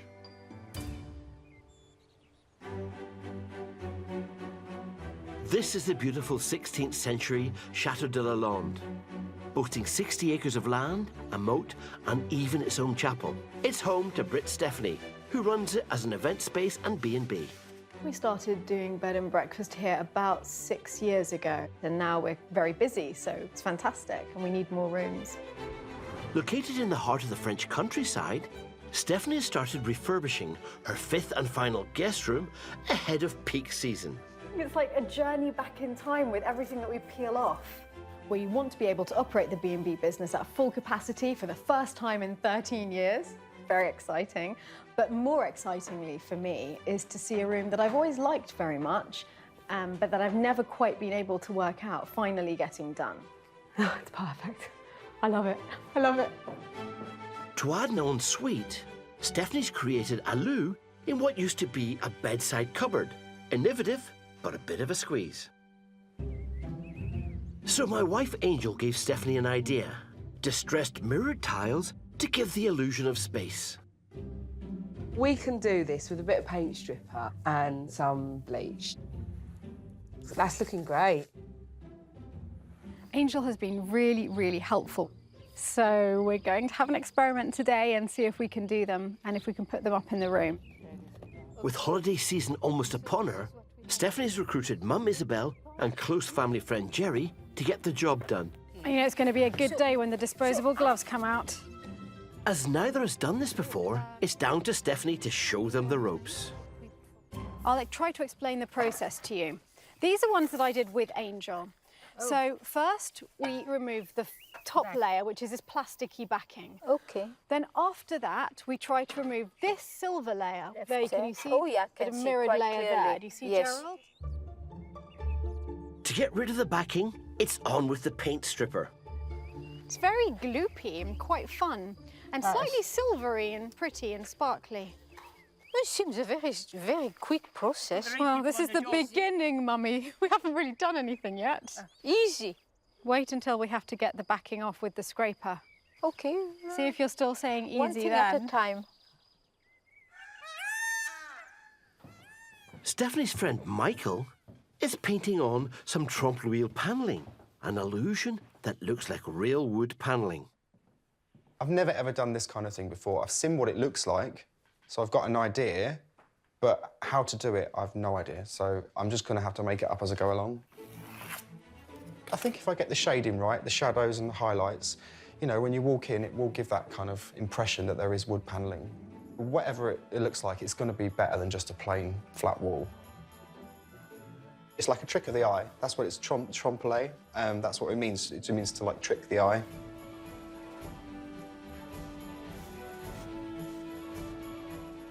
There we go. Not too bad. Best seen from a distance, though. It tricked my eye. Outside, though, Stephanie, Isabel and Jerry's results are altogether less convincing. It's not coming off at all. Nothing. The first coat of paint stripper has been completely catastrophic in that it's done absolutely nothing at all. And we have to find another solution or that room is not going to get done. The tiles are not distressed, but we're all distressed. No. Like every chateau owner, Stephanie has built up a stock of DIY products and has got her hands on a stronger stripper to try. This says don't use on plastics. Yeah, that's the whole idea. If it says don't use on plastic, then we use it on plastic.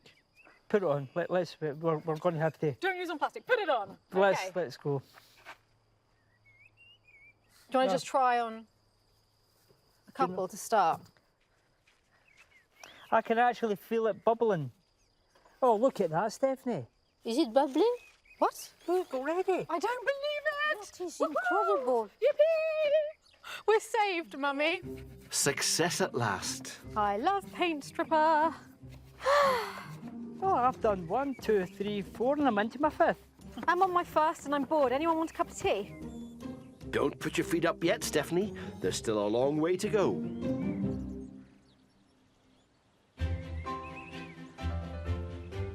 This is the glorious 19th century Chateau Touriers.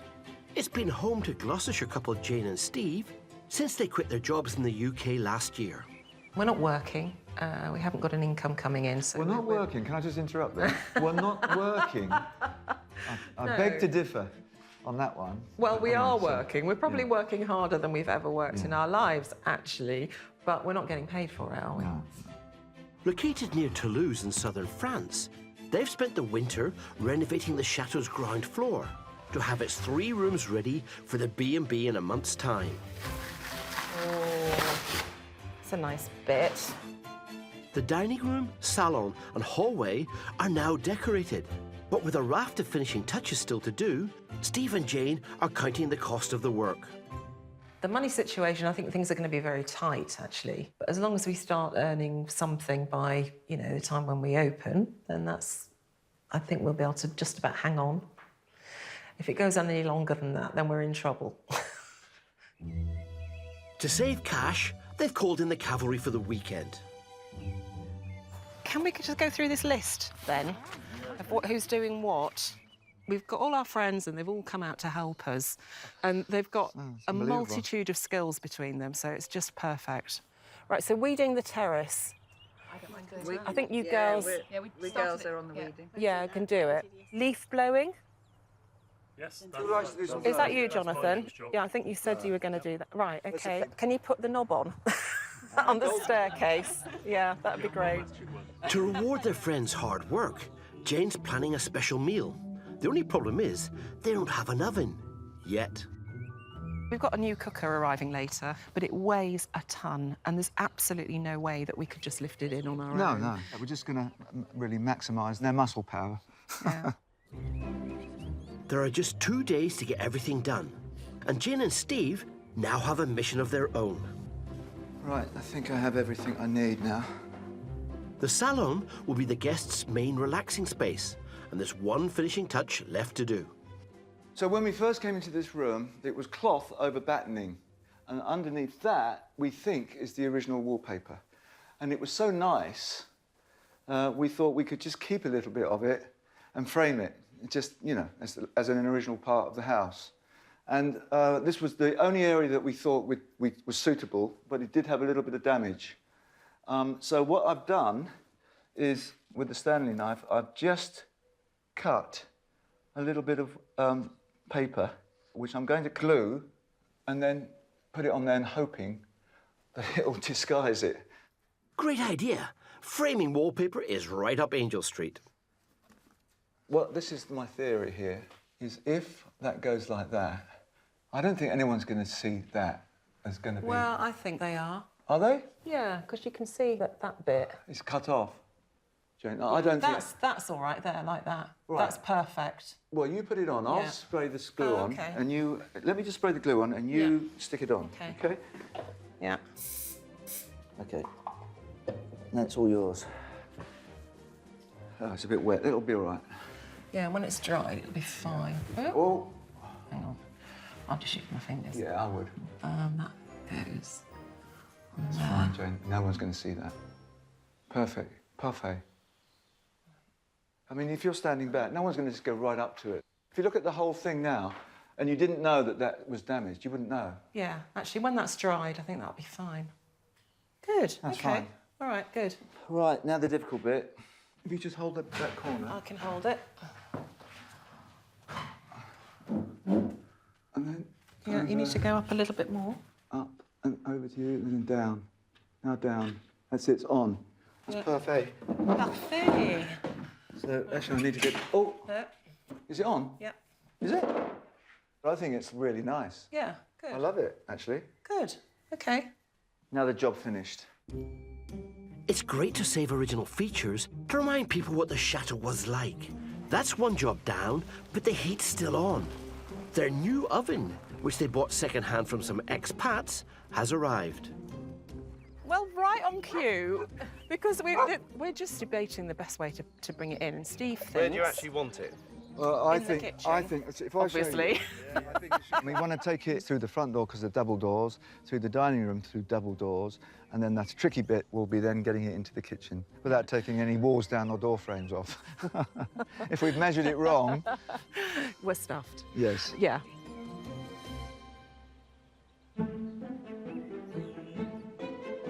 Back at Chateau Maroy, with their first wedding in just a few months, Lee and Belinda are making a start on their water feature. OK, so from the Skype call we had with Dick, Right. I've worked out now flow rates, pump height, head height, and the size of pool we need. Instead of a 12-metre square pool in the centre of the garden, their new plan is for a smaller rockery feature tucked away in the corner.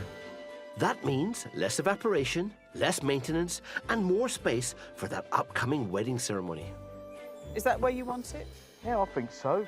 OK. That's the area marked out, but Lee can't start digging the hole for his water reservoir just yet.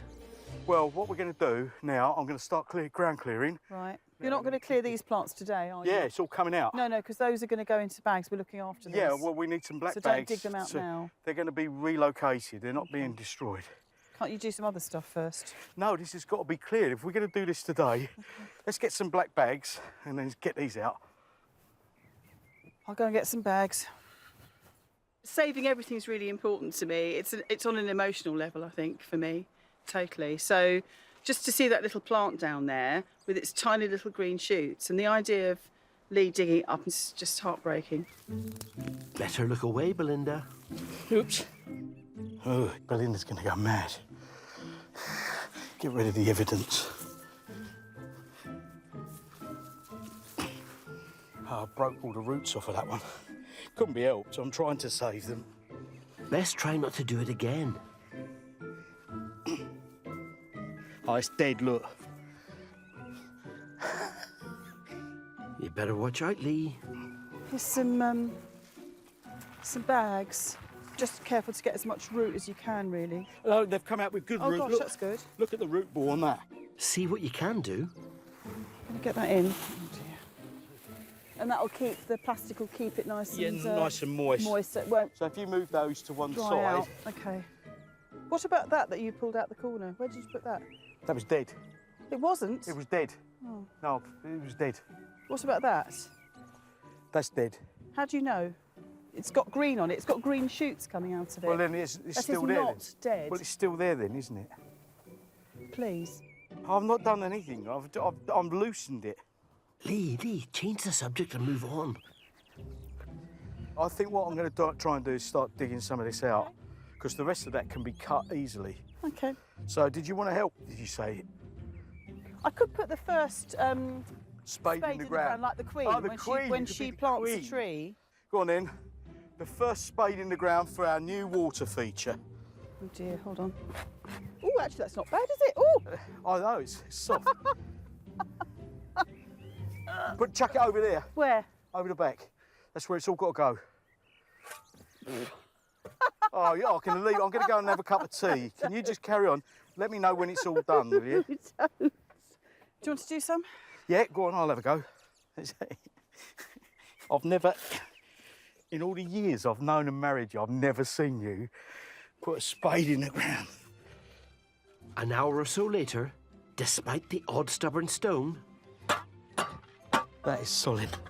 The hole is ready. Let's have a look, see how deep you've got. 380. So you've definitely got 400 here. Yeah, so it's 50 mil. That's that much. Yeah. That's nothing. I mean, today was the easy bit, really. So digging the hole, that's not difficult. Even I was able to help with that.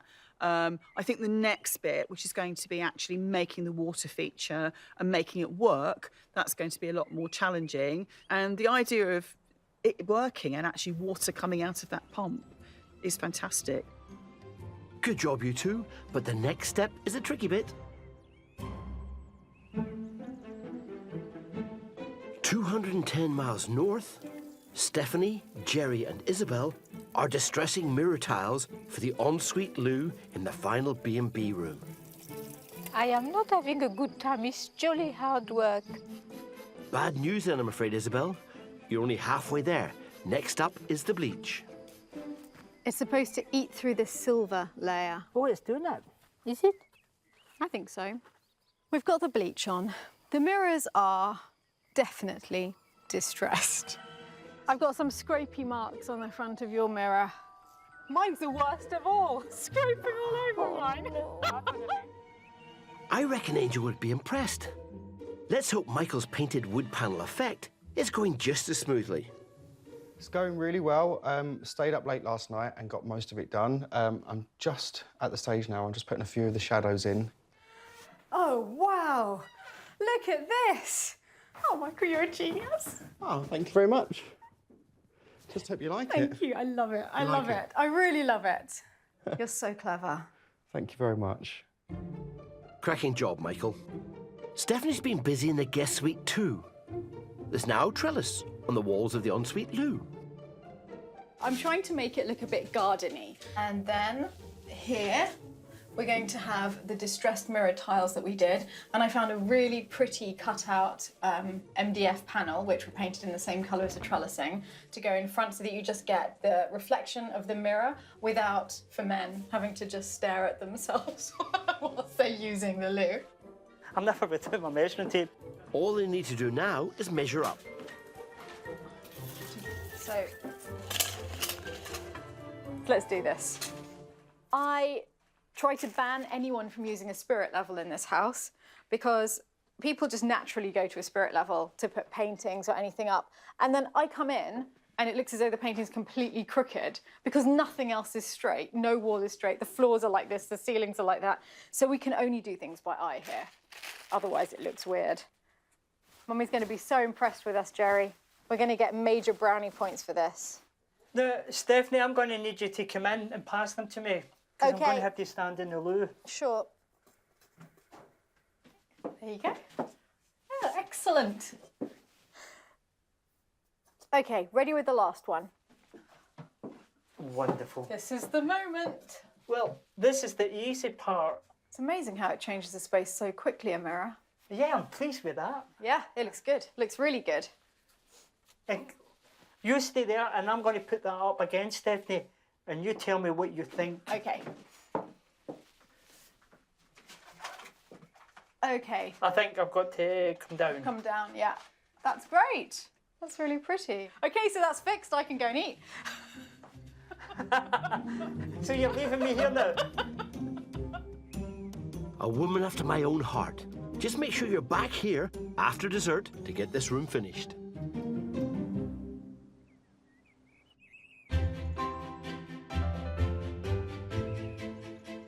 In southern France, Jane, Steve and a battalion of their friends are in the final push to have the whole chateau ready in less than 1 month's time.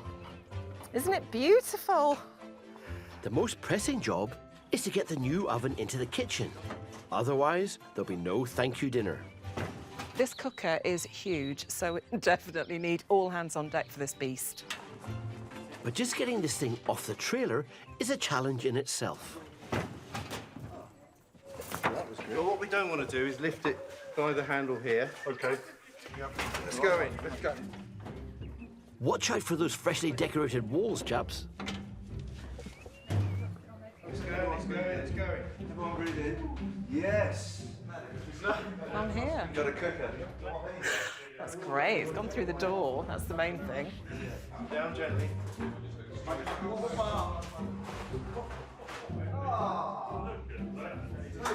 Hey, can you stay and help us with some furniture? Right, just plug it in. Success. And the news that dinner is on seems to have boosted team productivity.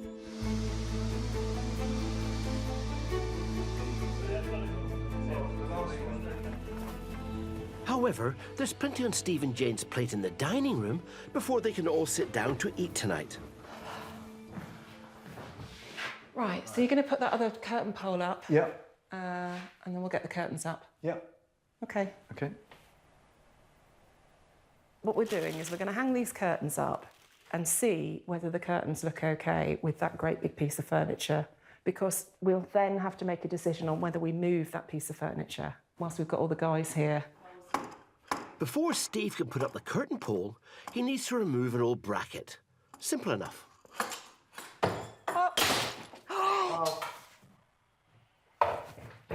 Uh-oh. Oh, what a shame. That's the first disaster that's ever happened. Yeah. Sorry. It's all right. I'll take that up. Yeah. I'll do a bit of taping. Yeah. Oh, what a shame. I should have just pulled it off. Well, we're going to have to... I mean, there's loads of panes of glass that are broken in I the know, house, but that so... one wasn't. These ones are broken over here. And I go and break the one which wasn't broken. Sod's law. Yeah. Oh, never mind. I'll just put some tape on it. It'll just temporarily hold it. They'll need to get it fixed properly before paying guests see it. That looks gorgeous, doesn't it? Bit of masking tape up on the windows. For now, they just need to press on. Right, just tighten up the other lug and that's it. You're ready to put them up. Fabulous. There you go. Do you want me to hold the bottoms or anything? No, it's all right. I've got them. Sure. Sorted. What are we doing? 2 more. Yep.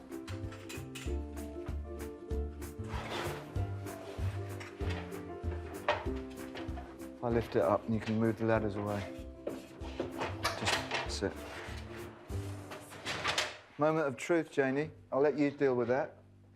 I think it's fine, and I think it's more balanced with those two cupboards. Oh, I agree. No, I agree. Actually, it's actually better than I thought it was going to be. I love the curtains. I think they look great in the salon, and they're the same, exactly the same. I thought I wanted to have them running through, you know, the front of the house. And I'm really pleased with them. Really gorgeous. Love them. Cracking job. Now to get the rest of the downstairs ready for tonight.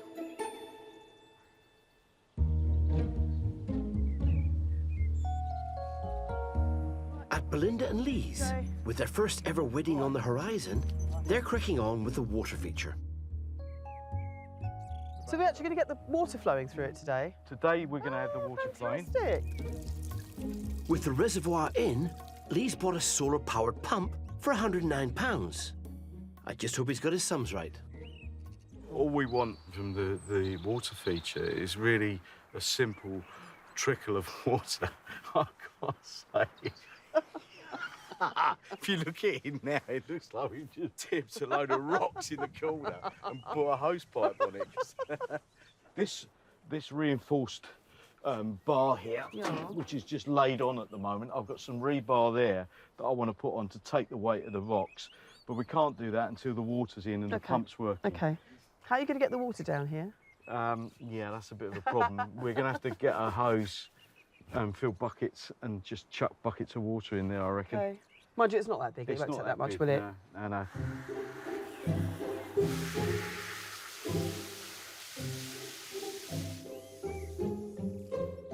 It might not be big, but it's a bit of a trek from the nearest tap.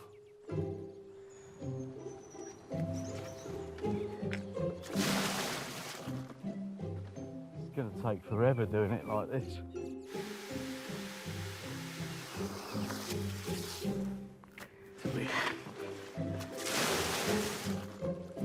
Eventually, with the pool full and spirits undampened, they can turn their attention to the pump. Right, so how does it work? Well... Do you want to look at the instructions? No. I'm a man. I don't look at instructions until it goes wrong.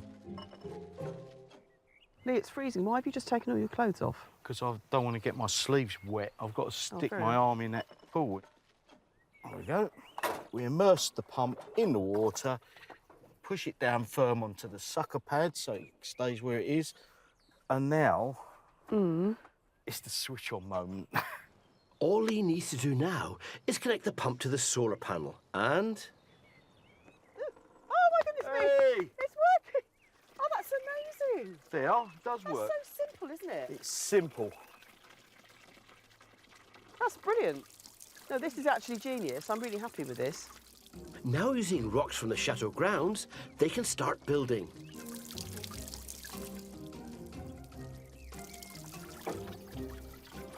Well, it's getting there. Lovely, right. I think it's time for a cup of tea. What do you think? I'd say that's a brew well earned. But make sure you come back down here afterwards to finish the job.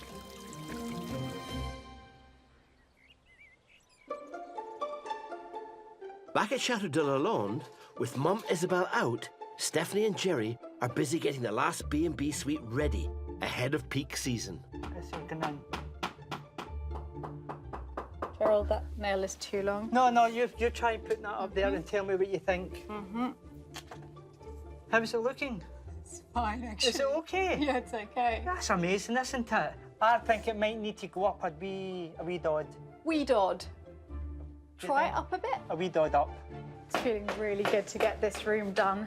And even though it's grey and miserable outside, it's like sunshine in here. I love it. The room is almost there.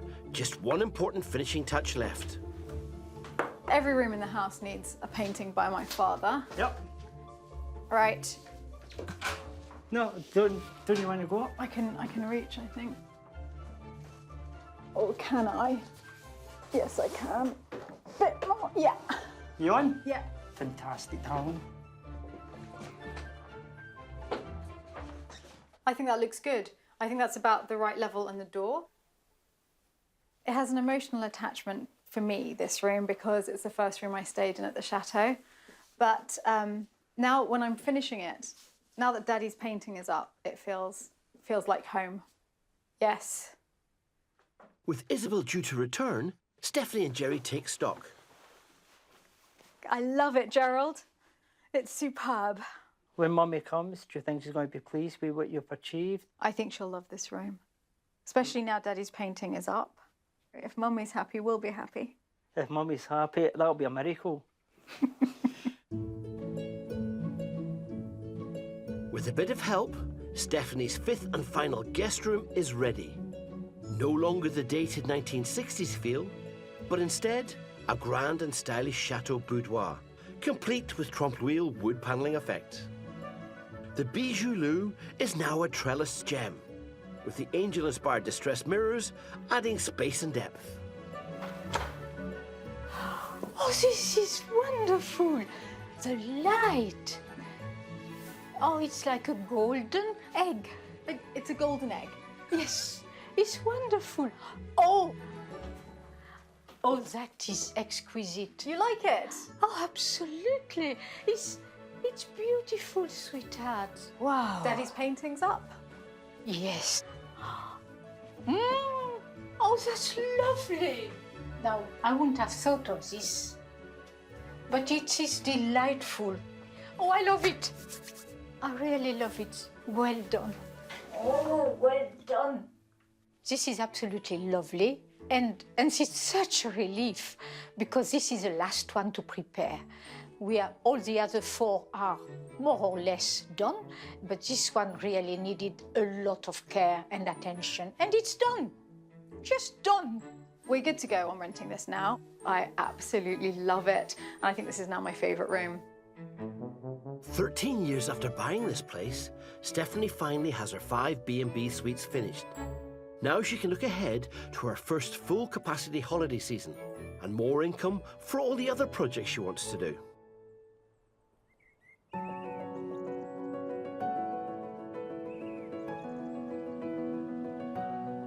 In central France, Lee and Belinda have almost finished their rockery water feature. Yeah, I told you, didn't I? Their first wedding is in just a couple of months' time, and it's essential it looks the part. But as it stands, Lee's not so sure.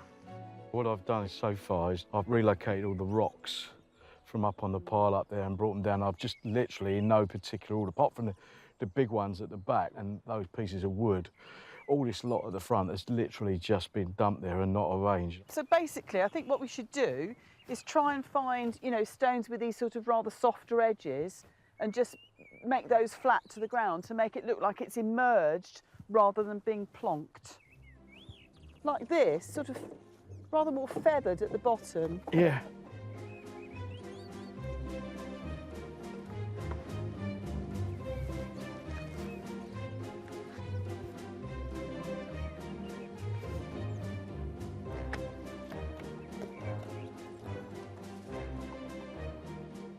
Much better, much better.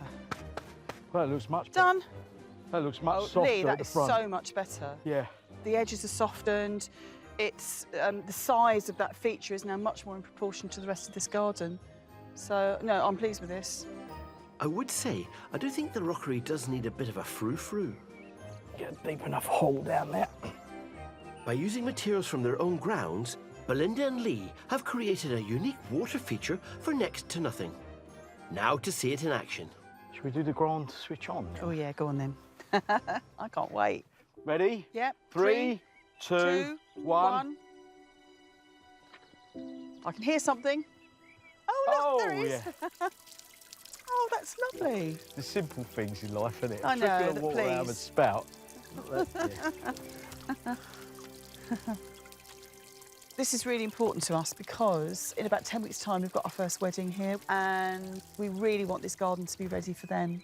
And I think also, it's another string to our bow, really, in terms of the number of outdoor areas that we now have. We've got about 5 different exterior areas to use, which is great,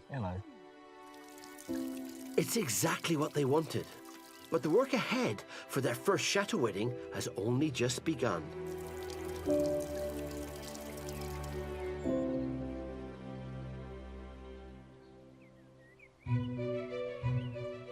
A Chateau, after a weekend of hard graft, Jane and Steve are doing the finishing touches before a thank you meal for all their band of helpers. They're still beavering away. So, it's a little bit busy, but the girls are doing a good job in the kitchen. I have to say, they're sort of getting on with it. I'm trying to set the table. But yeah, we'll get there. You know, it's coming up to 5 o'clock, and then the fun begins. Lovely. Quick.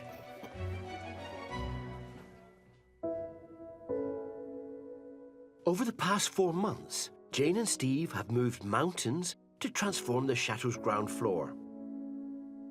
The once dingy dining room wallpaper has been covered and freshly painted to create a bright and sophisticated space. The hallway is unrecognizable, with a newly restored mosaic tiled floor. And the neglected salon is now an elegant reception room, complete with repaired wood paneling. I think their guests will be impressed, but for now, it's strictly friends' eyes only. So come and have a look and see what we've been doing in the salon. Wow. Fantastic. That is amazing. Well done, guys. Love the panel. Thank you. So this room's finished now, I'm really glad to say. Is that the old wallpaper? That's the old wallpaper. That's the original. Yeah, and all we've done, because we wanted to save a little bit of the flavour of the old room. You didn't paint this, did you? No, that is actually vintage wallpaper. And basically, instead of having it all as one big picture, we decided that we'd just put it as panels on the wall. So, modern twist. Anyway, cheers, everybody. I just want to say thank you so much for all your help. Your muscle power, guys. Here's to you. You've just... Well done, Steve. With that, everyone can retire to the dining room for a very well-earned feast. Get stuck in. Looks delicious, actually. I can't thank you guys enough. What amazing friends you are.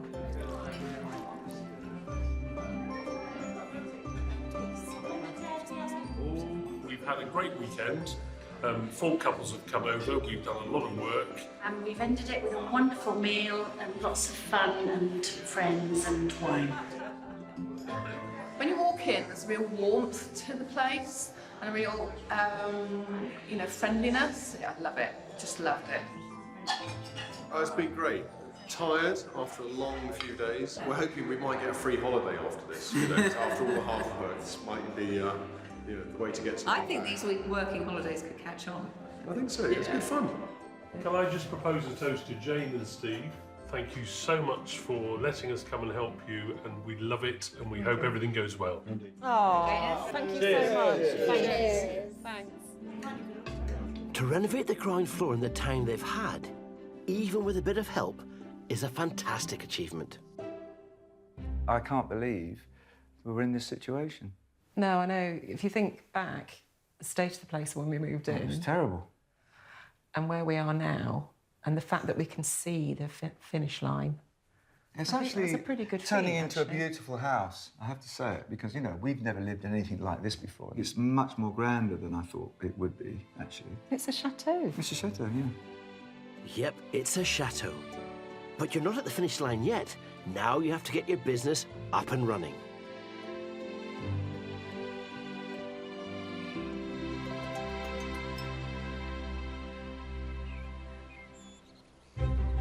Next time, Lee and Belinda try to prepare their new garden event space. You don't need instructions, only when it goes wrong. Trust me, I know what I'm doing. And end up in a tangle. Oh. Don't tell me you've done it wrong. I've done it wrong. Stephanie tackles a greenhouse renovation. Okay, you can open your eyes. Oh! And with their first guests due in a matter of days... No, Jane! Now you've got it all over the gravel. Jane and Steve have their work cut out to be ready in time. It could turn out looking awful, couldn't it?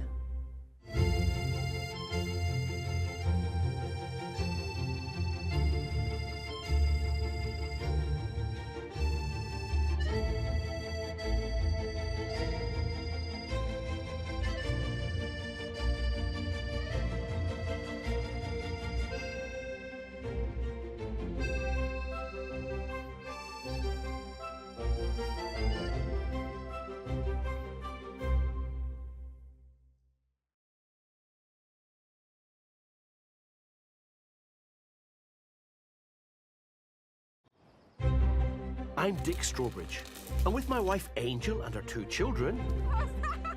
Don't crash!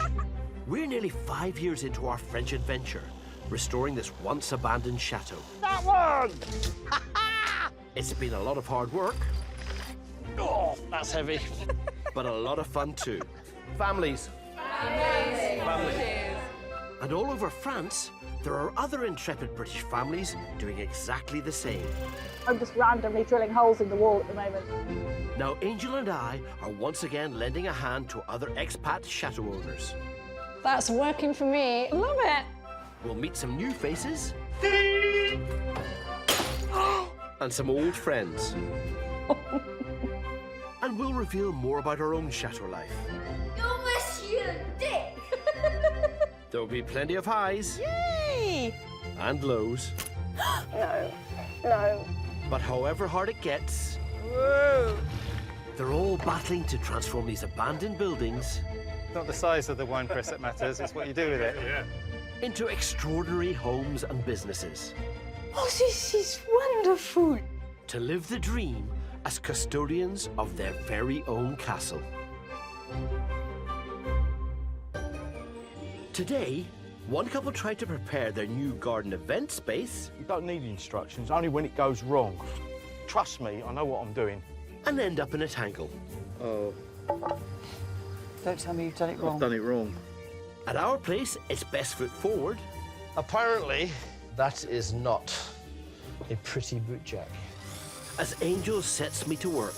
By the time this is built, there's no reason why these won't be around working for a very, very long time. This owner tackles a greenhouse renovation. I'm not cheating, I'm not cheating. Okay, you can open your eyes. Oh! And with their first official guests due in a matter of days... No, Jane. Right, put it in. Now you've got it all over the gravel. These 2 chateau owners have their work cut out to be ready in time. And it could turn out looking awful, couldn't it?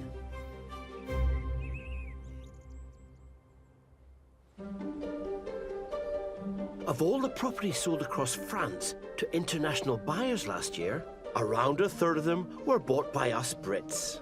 Which is hardly surprising because there are some stunning properties. Take the charming 15th century Chateau.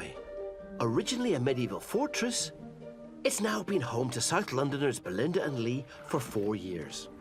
We often lose each other in this place. Sometimes I have no idea where Lee is. There's a custom, I think, with French farmers' wives that obviously live in the countryside, is having a whistle or a particular type of call. Hey, I didn't know about this. I think that's what I need. I need a sharp whistle. Like a dog, you mean? Yeah. You blow a sharp whistle and I come running like a dog. And then I know where you are. Located 40 miles from Limoges, after several years of renovation, last summer they launched the Chateau as an events and holiday let business. They're now keen to expand into the wedding market. And with their first booking secured for just 8 weeks' time, they've built a water feature in an outdoor area they're planning to use for the reception. I'm really excited about hosting our first wedding here, and they want to use the garden for their drinks reception when they come back from church. So it's really important it's finished in time. With the countdown on, today they're adding one last romantic flourish to finish off the garden, a pergola. Ooh, Lee, that's nice. Hey, that's not The bad. colour's nice. You don't need instructions, only when it goes wrong. That's when you read the instructions. Famous last words. Trust me, I know what I'm doing. Right, they're the bottom ones. These Gothic arch things. These are the bottom ones. I'll put that there. Half an hour later, though, he's not feeling quite so confident. Thinking better of it now, the instructions. It's not as simple as it looks. Oh. Don't tell me you've done it wrong. I've done it wrong. Yeah, it's run the wrong way. Yeah. Oh, hang on a minute. What? These are longer. Why didn't we read the instructions first? Oh, I fixed it. Oh, you don't? You did it? No, well, it's called bodge it and dab it. No, but seriously. Finally, after much bodging and dabbing, it's up. As in, That's it. And that one's not, but now you want to get it into position now, don't you? Yeah, so now what we need to do, the doorway here needs to be in alignment with the walkway there. Okay. Right, imagine. Do do do do do do do do do do do do do. Now for the small matter of getting ready for that wedding. When we moved into our chateau 5 years ago... Turn. Wow. It had stood unloved and abandoned for years. Look at the sewage, you look at the electrics in here, you look at the lead paint. 200 plus pages of reasons not to buy a house. We're now most of the way to transforming it into our dream home, but the work is never done. One of our most recent projects has been the boot room. It's a part of the house that's close to my heart. The whole of the boot room area is much more me. There's all the sort of the coats and the wellies, which is not Angela. I bought her first pair of wellies the first Christmas we were together, and we went up to just above Abergavenny, up on a hill. There was snow, and she wore her wellies and a fur coat and most amazing hairdo and everything else. She didn't quite get the whole concept of wellies. Now she wears them all the time because we're out and about the place, but she still doesn't get the concept of wellies. Mrs. Strawbridge may not do wellies, but she does do style.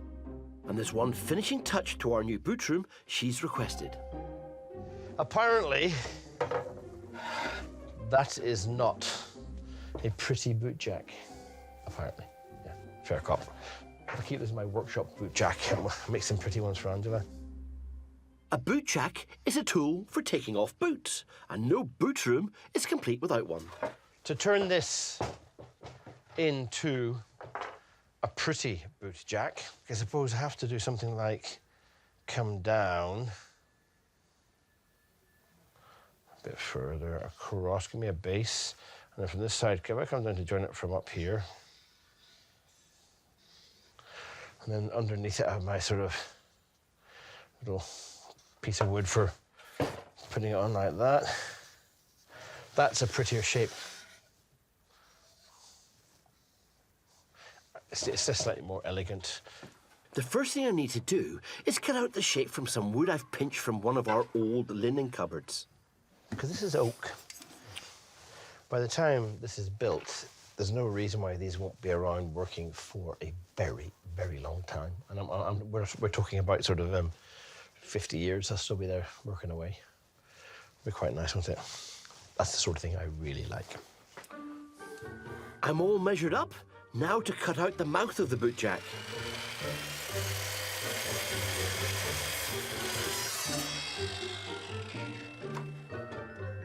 Little piece of wood on the bottom like that. That is a boot jack. But I will make it prettier for her. A bit more work and a splash of varnish. I reckon this will be a boot jack fit for an angel.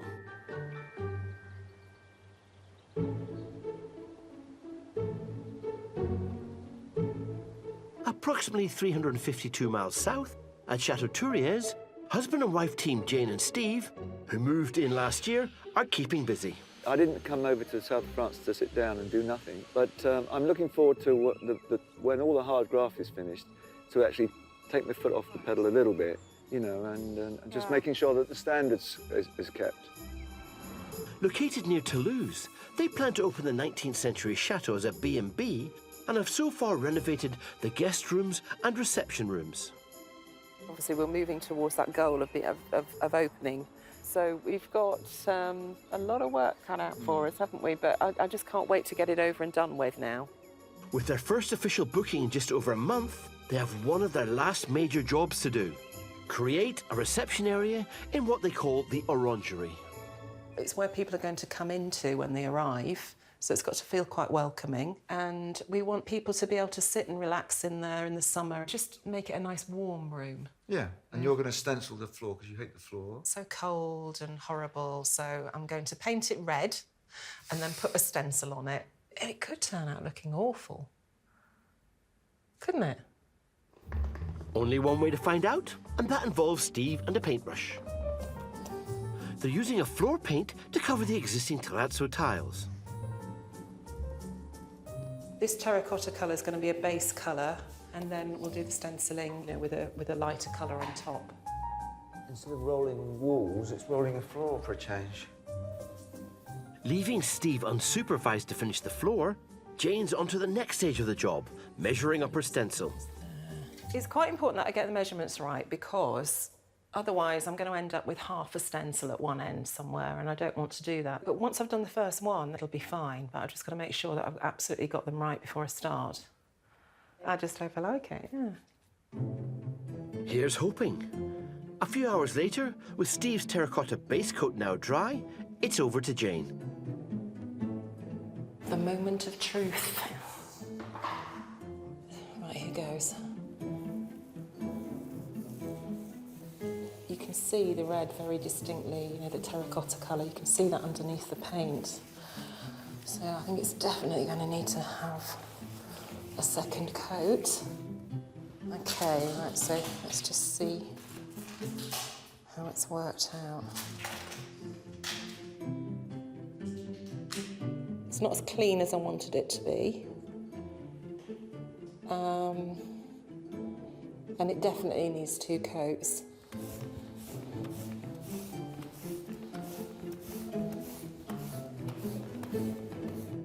Second time lucky? Bit messy. Oh well, Jane, there's another 50 or so to go. Let's hope practice makes perfect.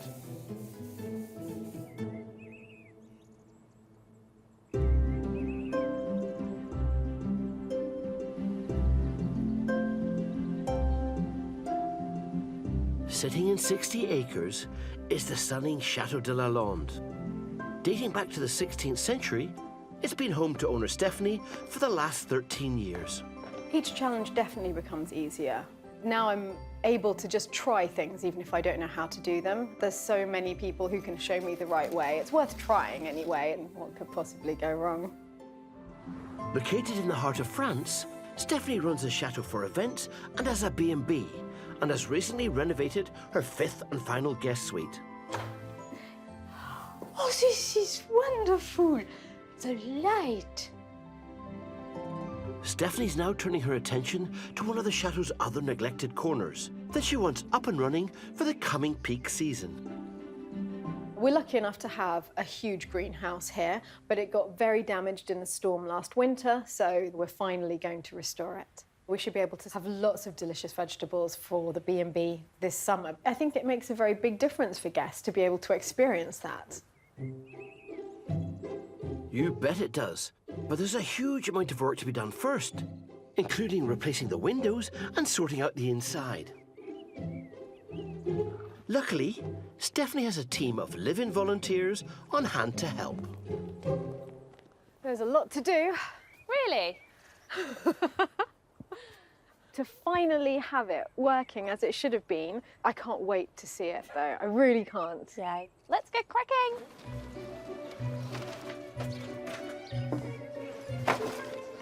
Was this a particularly useful bucket of stuff to have in here? Yeah, you should put it in your room.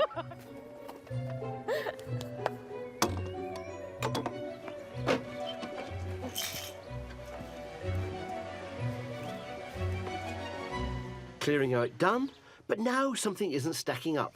I just think this is the most stupid shelf system ever. It's coming a metre into the room for no reason whatsoever. The shelves are this wide. Things are going to fall off the back all the time.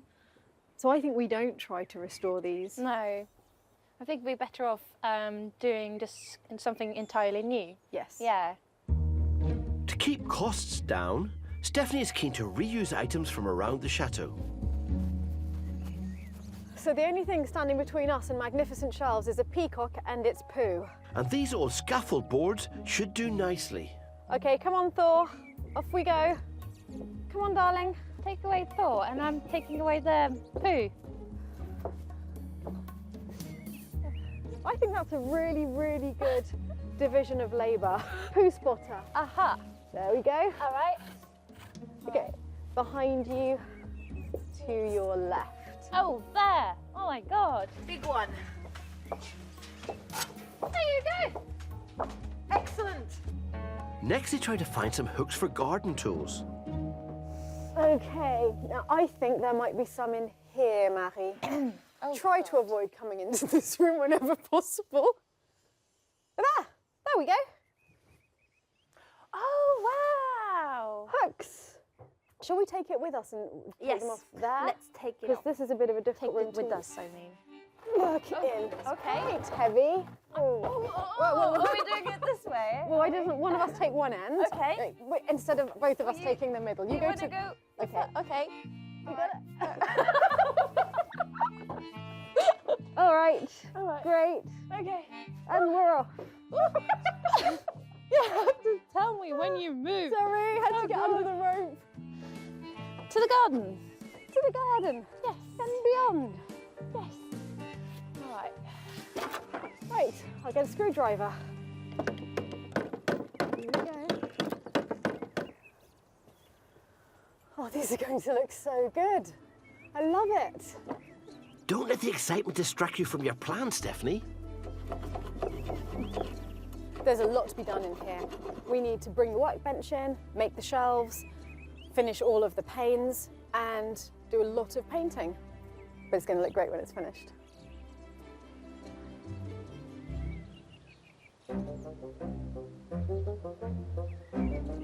At Lee and Belinda's, they've been hard at work getting ready for their first ever wedding booking. These are longer. Why didn't we read the instructions first? Unfortunately, they've received some bad news. Due to a family illness, the wedding couple has had to cancel. Excuse me, Misty. However, there is another potential event. A friend of Belinda's asked to hold her 60th birthday party at the Chateau. They've decided to use it to launch the new outdoor venue, although it's put them under even more pressure. Because we had guests here last night, so we're on a real tight turnaround actually today. We'd planned to have the garden with its new pergola ready in time for the wedding, which has sadly had to be cancelled. So what we've done now is to actually bring it forward for this celebration. So we've put ourselves under a huge amount of pressure. I don't know why I'm laughing really, to get it done. Outside, Lee has big plans for the pergola, even though they're up against it time-wise. The idea, conceptually, is to have kind of like vines running down, interwoven with flowers, and we'd quite like white flowers. Belinda wants white flowers in here. With no time to plant anything, Lee's making do with cuttings from the Chateau grounds. I've got about 3.5 hours before our guests arrive, and I've never decorated a pergola before, so I'm not quite sure what I've got to do. I'm going to have to take some stuff from the garden, so I need to go around and find stuff. Hope Belinda doesn't notice I've just savaged a shrub. Snip away while you can, Lee. Belinda's distracted, baking the all-important birthday cake. I am feeling stressed, to be honest, because I've got to get this cake done. Let's just hope, you know, it looks OK. Although I have made cakes, I do make cakes, not very often, admittedly, what's really worrying me is actually the decorating of the cake. Because that, do you know, I cannot remember ever having made a celebration cake with decoration. It looks OK, actually. I'm quite impressed. Let's hope for the best with this one, then. In you go. See you later. Outside, Lee's artistic vision for the pergola is well underway. So I'm just tying this. I don't know what it is, but it smells really nice. I've never been a gardener, but once you start working a chateau and you end up with quite a lot of land, you realise that you have to learn quite quickly about gardening. I'm not sure what this is looking like overall. Only one way to find out. Oh, it looks lovely. Well, that's really nice. It's much nicer than I thought it would look, honestly. Oh, good. It's slightly skew-whiff. What do you mean? What do you mean? I think the pergola's a bit skew-whiff. No, the pergola's all right. I've spirit levelled it. It's fine. It's the ground that's wrong. Oh, it's the ground that's skew-whiff. The ground that's wrong. The pergola's perfect. Did you smell it? Have you smelled it? Smell this one.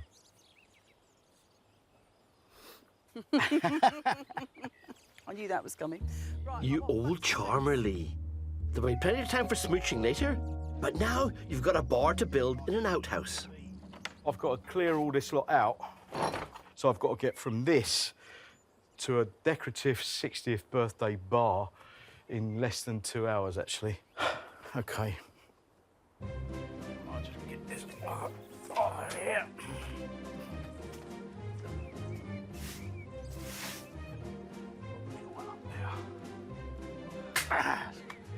Now, with the bar underneath, fairy lights next. That's it. Yes, they're on. The Ooh La La bar is back in business. Belinda is also in business. Her friend's birthday cake is out of the oven. All she needs to do now is decorate it. This icing is really very soft. I don't know what's going to happen when I try and put it on top of the cake. I really don't know what's gone wrong. I followed the recipe. I think maybe it's the French ingredients. Perhaps something was lost in translation. Dear, this is very funny. I'm going to put this other cake on top.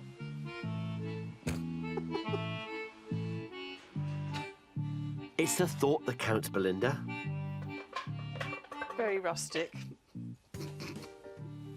I've never made anything so bad in my entire life. I'm sure it'll taste lovely.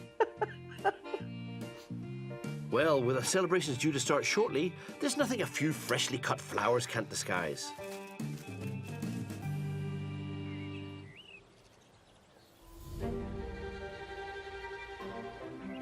And our place in the Pays de la Loire, with my bit of the bootjack done, is over to Angel to finish the job. Mr. Strawbridge's beautiful bootjack.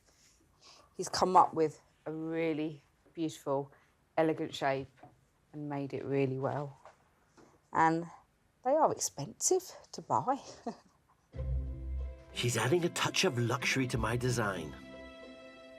Dick is just all about function, and that is totally fine. That's why I love him, you know.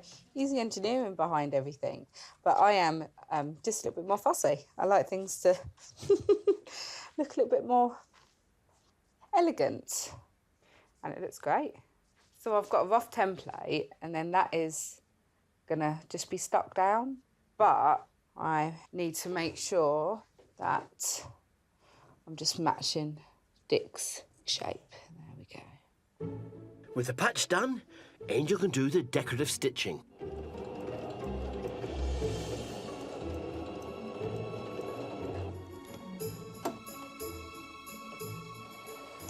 Right.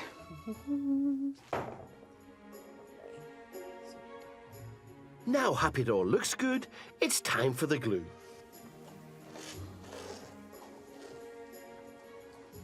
Get this in place. It's going to be lovely. When we come home, we've all got our Jack. I cannot wait to just go for our walks, our winter walks and our hot chocolates and have family time. We've got 3 chairs on either side. So I've done 3 bootjacks. Good. Done. All that remains is to find the bootjacks a home in the boot room. They look nice. They're not bad. They're not bad, are they? Darling, It's not bad. I think we could go into business. These are a fortune on online. Are they? I absolutely love them. Yeah, you take wellies off of those, not those. I'm happy to admit, these new bootjacks knock the socks off my old plywood original. Hopefully, they'll be welcoming muddy boots to the chateau for many years to come.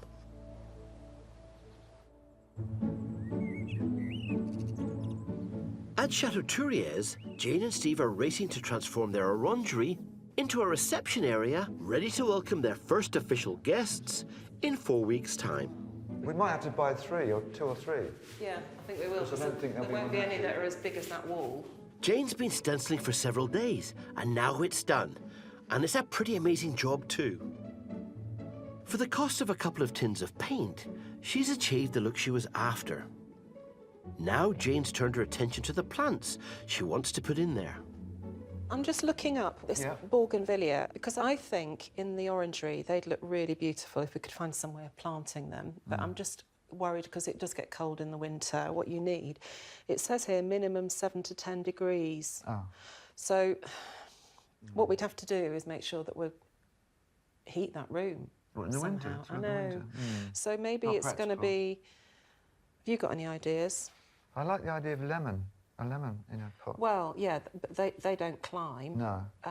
Because we've not lived here for many years. We don't know what the habits are of these plants, so I think we need to take a bit of advice at the garden centre about it. Okay. They need to choose plants that'll do well in the winter. So they're after expert advice at a nearby garden centre. Excusez-moi. Oui, bonjour. Merci, bonjour. Je cherche une plante pour le mur dans faire grimper. l'orangerie. Oui. C'est froid en Ok. hiver. Ouais. Mais en été, absolument. il fait chaud. Oui, oui. Ok. Alors, Là, on va avoir plus des fruits exotiques. Hein. ah oui, oui. Avez-vous Je ici? vais- oui, on Ah va oui. aller les voir. Ah oui, merci.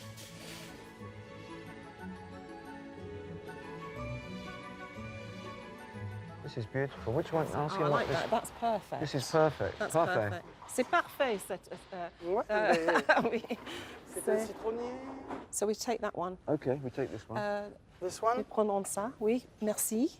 That's beautiful. And now yeah. we're just going to look for some climbers. And that means heading outside. Oui, alors, de parfumer, on va avoir Ah oui, d'accord. Ouais, Et sure. c'est... moins 15 degrés. Ah oui. Donc, il n'y a pas de souci au froid, quoi. Ah oui. Il est très résistant. Oui. I think we could just get one of those, just Yeah, a jasmine. I like jasmine. We like Oui. jasmine. Après, on la met- Alors, c'est... Le chou. Merci pour Merci. tout. Eh bien, avec plaisir, écoutez, je suis là pour ça. Hein. Ah oui, merci. Merci, Renaud. Au revoir. A pretty successful morning, but yet more expenditure. They've bought a couple of lemon trees and a jasmine. The coffers are running very low right now, so, you know, we just have to try and do it as cheaply as we can. But obviously, you know, we've got standards to keep here, haven't we? I mean, you know, the rest of the house is looking really nice, and we can't sort of just not spend any money on the orangery. It's the room that people walk into when they arrive, and, you know, it's got to be welcoming, it's got to look lovely. Hopefully, your guests will be suitably impressed. You'll find out for yourselves in a matter of weeks. Back at Château de la Londe, Stephanie and her team are cracking on with refurbishing the greenhouse. Maddie, can I have the brush and the paint? All right, here you go. Thank you. The rusty window frames are being given a fresh lick of paint. While Stephanie's builder, Ian, fits the reclaimed scaffold board shelves. Now 33 new polycarbonate panels need to be fitted. They're much lighter than glass and at £600 all in, a lot cheaper too. It's a big task though, so Ian and workaway Marie are on hand to help.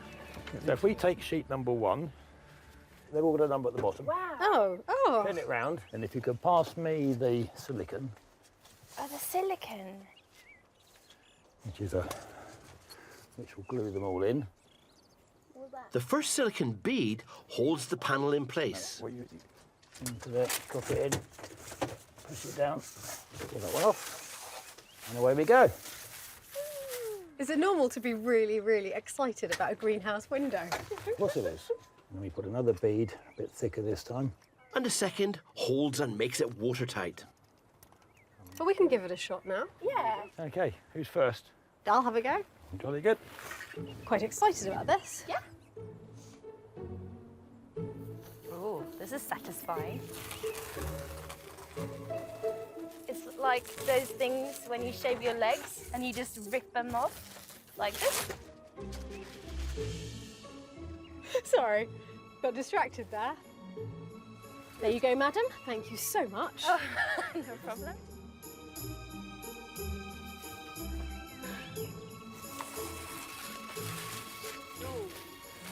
Yeah, that is satisfying, Maddie. Yeah.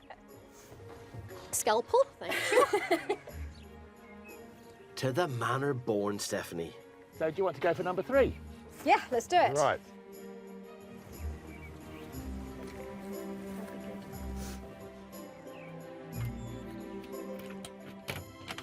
Yeah, good fit, this one. Not long, though, and she's starting to flag. I think that this is one of those jobs that you hit a bit of a wall of boredom after a while. And I think that it can only be reset by gin and tonic in this weather. 6 panels is a start, but there's still plenty to do tomorrow.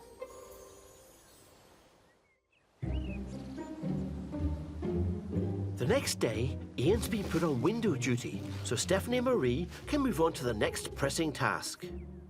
We have 3 times 70 litres sacks of soil. Yes. And compost soil. We have tomato plants that we are going to plant in here. Okay, yeah. Good. This is exciting. Yes. How much of this are we putting on here? Just a little bit. Get some eggshells in there. Eggshells add minerals to the compost, though I have to say, I usually add mine to my composter, not the bed. Let's start mixing it up.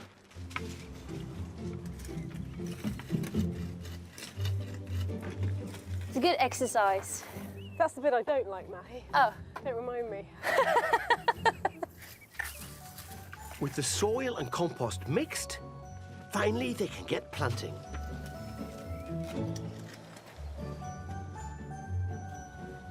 And then we just pop them in? Yeah.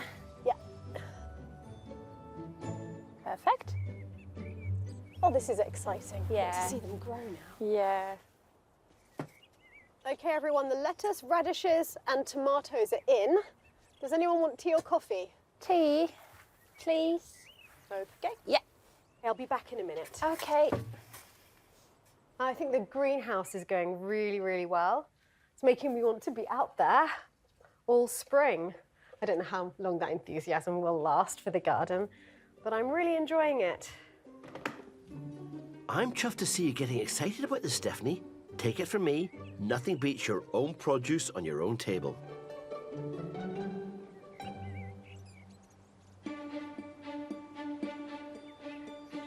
"40 miles away at Chateau, Belinda and Lee are about to host their friend Tina's 60th birthday celebration. They spent the day racing to be ready, but at the last moment, Belinda spotted a problem. I just looked at the pergola earlier on and the flowers have drooped. Yeah, well, they're going to. They really have drooped. Well, I can chuck a bucket of water over them if you want. Too late to worry about that now, Lee. The guest of honour is pulling up. Hello, you. Nice to see you. You too. We've laid out the red carpet for you, as you can see. Let's hope Lee's bar hits the spot.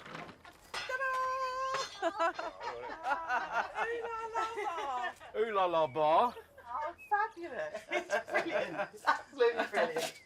I'm very excited. Tina's Ooh La La bar is fab, and I'm sure will be enjoyed by the family. Speaking of which, here they come now. Make yourself feel at home. The beer's over there, the Ooh La La bar's in there. How are you? Very, very well. Good. We couldn't fit any more people in. Every bedroom's taken, every room's taken, every bathroom's being used. It's just such a pleasure. It really is good. And let's not forget, you've got your outside garden space too. There may be the odd wilting bloom, but it's come a long way from the unloved corner it was 3 months ago.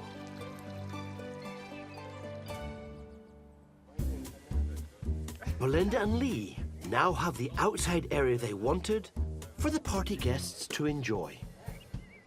Right, I'd just like to say thank you all for coming. Welcome to Chateau Marais and happy birthday to Tina. Happy birthday. I think this is a beautiful spot, just ideal for photographs. definitely a birthday to remember. Oh, the candle's gone. And no party would be complete without a birthday cake, which, despite Belinda's worst fears, has turned out pretty well. Yay! It's meant to be a musical candle. I think it's going to have to burn brighter than that. So I'm feeling mightily relieved that my cake was not the disaster it could have been. And I think it ended up looking reasonable. I think we need to buy some fresher flowers for the garden. Well, it was a temporary fix. It was very Didn't temporary. work very well. It was so temporary it didn't last a day. Cheers. Cheers. In the end, it was a mad rush to get ready. But the party's been a great success. Belinda and Lee may not have hosted their first wedding, but they have created a great outdoor spot, ready for when their next booking comes in.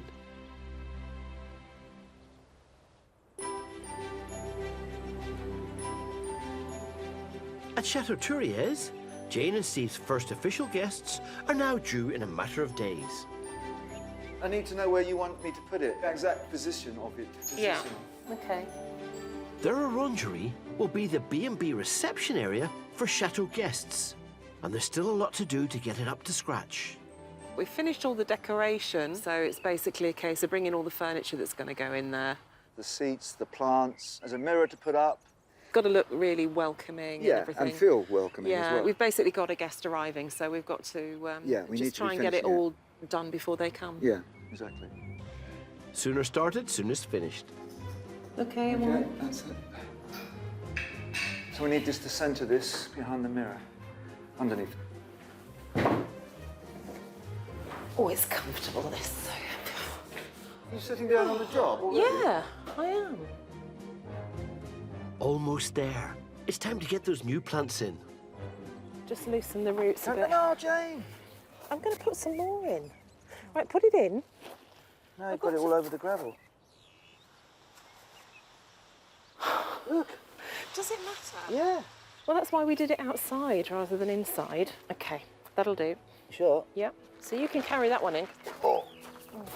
Come on, you two. You're right. The orangery is nearly done. Oh, yeah, that's lovely.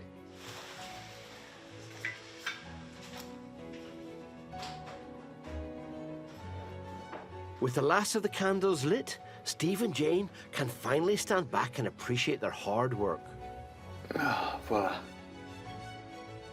An unloved room at the end of the chateau has become an elegant reception area for guests.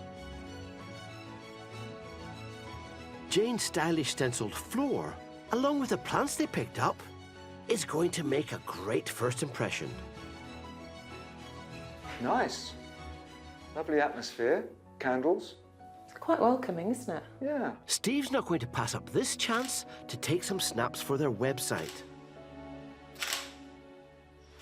And I think we've succeeded, haven't we? Well, I think it's looking great. Yeah, it is. It's looking really nice, really welcoming, which is what we wanted. We are obviously excited. We've spent over a year, you know, on this chateau. Our first guest's going to be arriving, and yeah, we really would like to get some positive reactions. It feels welcoming to me. Yes, it feels welcoming to me too. Yeah. Anyway, we'll soon know. You certainly will. There's nothing like welcoming your first official guests, and it's just a couple of days away.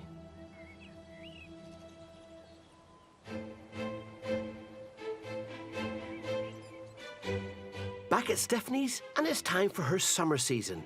The new greenhouse is now in full bloom. It looks so good. I know. I love it so much. I know. She and Marie are adding some finishing touches. Ah, got it. Don't move. I like them like that. And just in time, Mum Isabel is visiting and chomping at the bit to see it. I'm quite excited because I have been prevented from looking at the greenhouse since I arrived. I happen to be the gardener in the family, and it is so important to preserve the greenhouse because it's lovely to have another corner of the chateau in working order.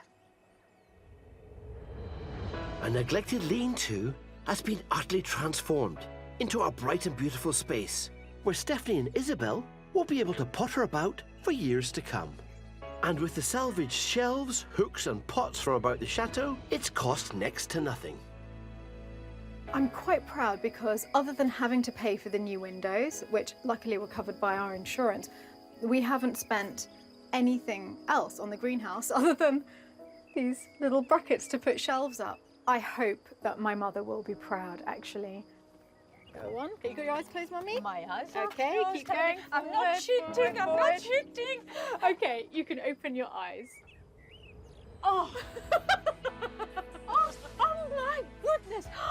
It's wonderful. Oh. Do you recognise these? Oh, how lovely. Do you recognise Look, these it's from the barn? amazing. I can see that. I can see everything. My hearts as well. I love it. I love it. I mean, I'm going to spend hours upon hours in here.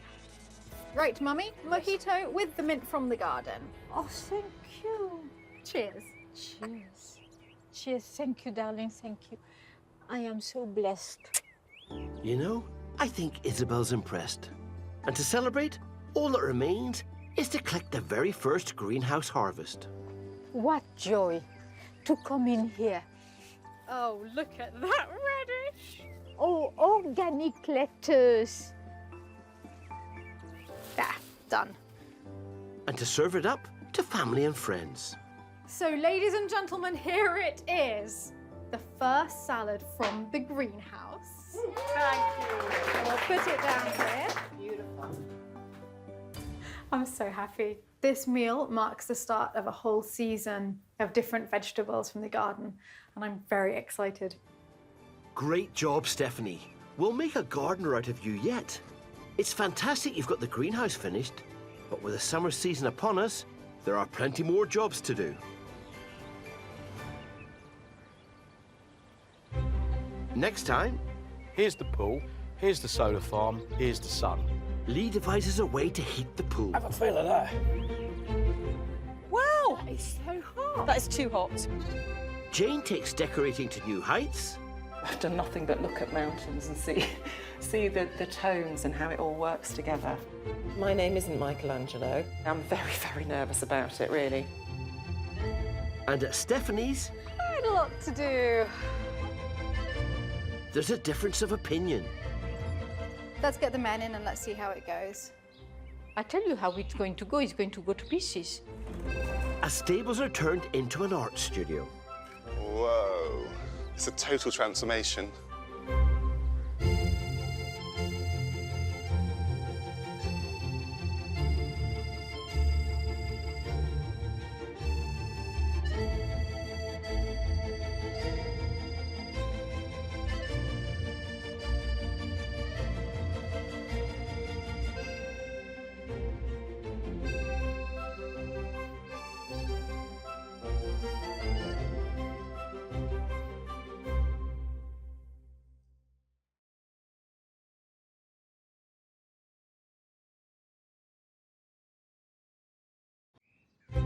I'm Dick Strawbridge, and with my wife Angel and our 2 children, we're nearly 5 years into our French adventure. It's heavy.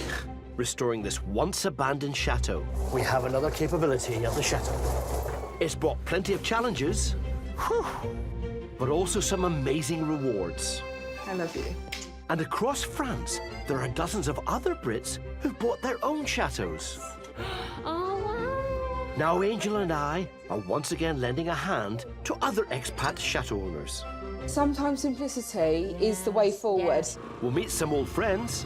You don't need instructions, only when it goes wrong. And new faces. Ooh, look at that. There'll be plenty of ups. Oh. And downs. We can't ruin the wedding meal by eating outside in the rain. But no matter what, these plucky Brits will stop at nothing. No, Steve. Whoa, Stephen. To ensure these once unloved buildings I think I've made a hole. become the homes of their dreams. That is amazing. Today, Here's the pool, here's the solar farm, here's the sun. one chateau owner dreams up a way to heat his pool. Have a feel of that. That is so hot. That is too hot. Another takes decorating to artistic heights. I've done nothing but look at mountains and see the tones and how it all works together. I'm very, very nervous about it, really.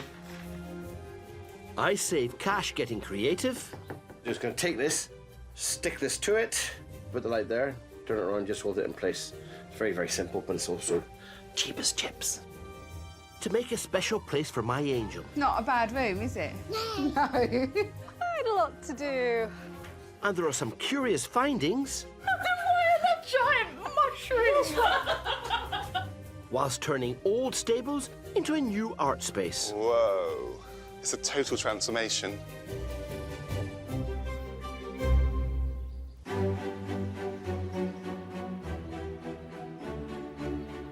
All over France, chateau-owning Brits are working hard to make our glorious homes work as businesses. Take the lovely 15th century Chateau Mareuil. With 5 guest suites, beautiful gardens and a welcoming pool, this is home to South London couple Belinda and Lee, who bought this medieval castle for £378,000 4 years ago.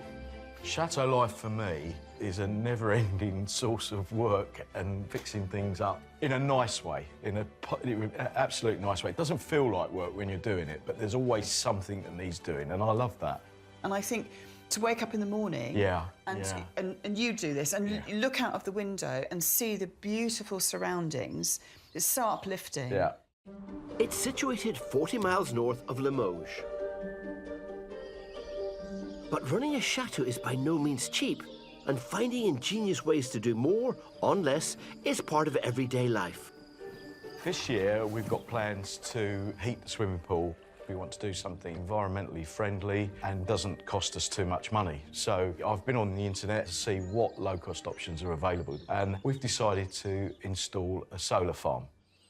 The unheated pool is currently only warm enough to use from July to September, so heating the water will hopefully extend this by a month on either side. A facility Belinda has already advertised on their website. It's done, it's out there. Oh, talk about jumping in with both feet. I don't even know if this is going to work. Heated pool is promised. It was just an idea. I went on the internet and there's some guy in Spain that had done something similar, and I thought, you're going to have to do it. well, that's filling me with horror. Because not only do I not know what I'm doing, but also I don't know how I'm going to do it, and now I've got to get it done for the summer. Absolutely. Best get on with it then, Lee. Time for a site visit. So, in basic terms, here's the pool, here's the solar farm, here's the sun. We take cold water out of the pool, pump it up to the solar farm. It goes round some pipework, and while it's in the pipes, the sun heats it up, delivers hot water back to the pool. Over a period of a couple of days, the pool temperature will raise by between 2 and 5 degrees. Perfect. It's free because it's to come from the sun, and the only thing we have to pay for is the pump. I don't know if this is going to work. I have every confidence in you, Lee. Thank you, Belinda. Off you go. Bob's your uncle. I'll take that, Fanny's shall I? your Do you aunt. need that? Yeah, no, I don't need that. It's all, Sure? It's all up here. Sure. I don't need instructions. All right. Check you later. I know what I'm doing. The principles here are sound. Now it's a matter of putting the principles into practice. To save a bit of cash, Lee reckons he can fit the water heating system using various bits and pieces left over from previous jobs. The only running cost we've got is a pump, and the pump's probably going to cost me about €300.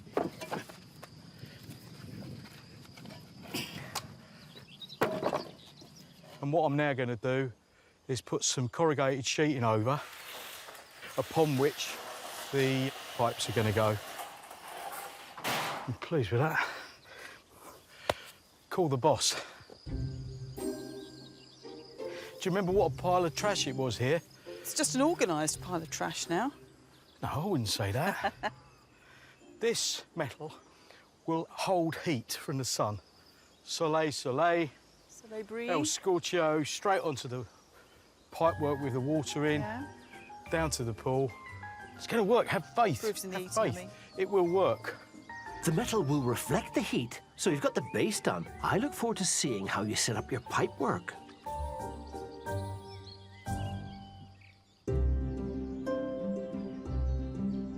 40 miles east is the glorious 16th century Château de la Londe. With 18 bedrooms, a moat, and even its own chapel, it's home to Brit Stephanie. This is definitely my childhood dream. I remember from the age of 3, I was obsessed with the idea that one day I would live in a chateau.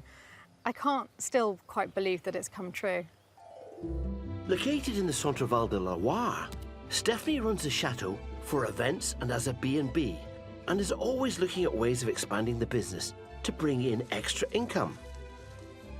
Her latest plan is very close to her heart. I've come up with the idea of hosting weekend art retreats at the chateau. My father was always saying that he would love to do that, so turning the chateau into a place where artists can come and be inspired is really important to me. It's a lovely idea, but it means converting an old stable into a studio.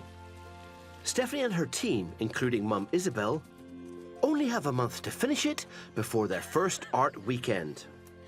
Let's try to be positive. Quite a lot to do. I don't believe it, Stephanie. The old stables have been used as a dumping ground even before Stephanie owned the chateau. I'm full. Oh my God! There's just so much stuff in there, and it's been in there for decades. I live for this moment, Percy and the gold. Greenhouse. Take this, I'll put this in the woodshed. I've got it, don't worry, Percy. Trying to move the garden torches, but so far I've just managed to put oil over everything. Extremely flammable oil. No one light a match. It's heavy, that one. Before long, some interesting things start to pop up. What's that? Oh, mushroom! What? The mushrooms. That they put in the food. What's so funny? Why are there giant mushrooms? Yes, well, your father bought them. Look at this one. They were by... Yes, this is a good eating one.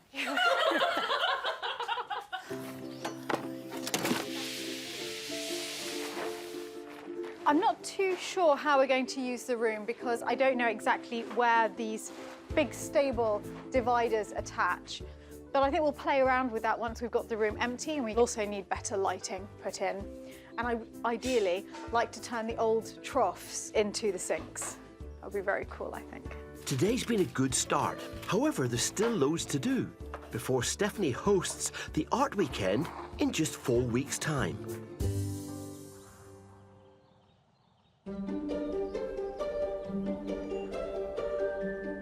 The 19th century Chateau was snapped up a year ago by Brits Jane and Steve for £400,000.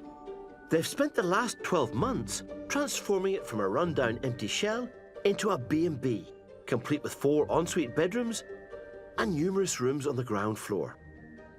I'm hoping that people will like it because, you know, we put a lot of time and effort and money, actually, and we've done so well upstairs with the bedrooms that we wanted to keep that standard up, didn't we? Yeah. Which I think we've done. We've got to keep the standard up, Steve. We do. Yeah. The chateau is situated close to Toulouse, in southern France. With little money coming in, they need to officially open the B&B as soon as possible. But they still have to finish some public areas, including the grand staircase. This is Jane's most ambitious project yet. It's a very grand, sweeping staircase, and it's very difficult to know how to decorate that. I had this idea that I was going to paint a mural on there. There's an old style of painting called grisaille, which is painting in one colour, so monochromatic. And I had this idea that I was going to cover this massive, great big area with a landscape, which is going to reflect the area around us. So we'll be able to see the Pyrenees and the Black Mountains. Right, so are we going to go at Just a kind keep of going. regular height? Yeah, just keep going. This is no mean feat. The wall is 10 metres long and 3 metres high and follows the main stairs. Amateur interior designer Jane hasn't attempted anything quite like it before. So I was talking to you about grisaille, which is like painting in grey tones and things. Yeah. Well, obviously, my name isn't Michelangelo, so I'm going to use stencils. I've got some nice fir trees, like cypresses. Yeah. I think we need Just to keep the it effect, fairly just the simple, effect. because otherwise I'm going to be there for a year painting it, because it's a big Well, how long staircase. was Michelangelo on the Sistine Chapel. I don't think we've got the time, somehow. Steve's already started painting the staircase ceiling white, and the plan is to also paint the walls white as a background. But Jane has a new idea. What if this wasn't white? I'm thinking of pink, like a terracotta, kind of plastery, pinky colour. Not Now, flat. I normally not like a your flat. ideas. I'm not sure about that one. Is ceiling going to be white? Yeah. And you want the wall to be a different colour? Yeah. I've got to get, or someone has to, but it's usually cut me. in. I have to cut in. What do decorators do? Scaffolding. Whereas on a roller, and it's all going to be white, it's easy to do. So that's something to think about, Jane. OK. Well, could you think about it then? This is going to be a busy highway. People are going to be putting their hands on there. They're going to be knocking their suitcases. White's not a good colour, really, isn't it? Well, it's... As a background. Well, it won't be, because on the bottom here, it'll be foliage. Foliage. Foliage. All right, well, look, that's the next stage, isn't Depends it? how... If you We're want just talking something about done this. quickly before we open, then white would be the quickest thing to do. The reality of this mammoth task is sinking in. I'm happy to work long days and work as hard as we need to, but even doing that, I think it's still going to be quite a big task to try and get everything done. I always knew that, though, right from the start. You're a lot more optimistic than I am, Jane. I'm sorry. I'm not a pessimistic person, but you always think, oh, we can do that. Slap a bit of paint on here and we'll have it done, you know. It's not as easy as that. No, but I think you would have preferred to have had 2 years to prepare rather than 1, wouldn't you, Steve? Let's face facts. Time is never on our side.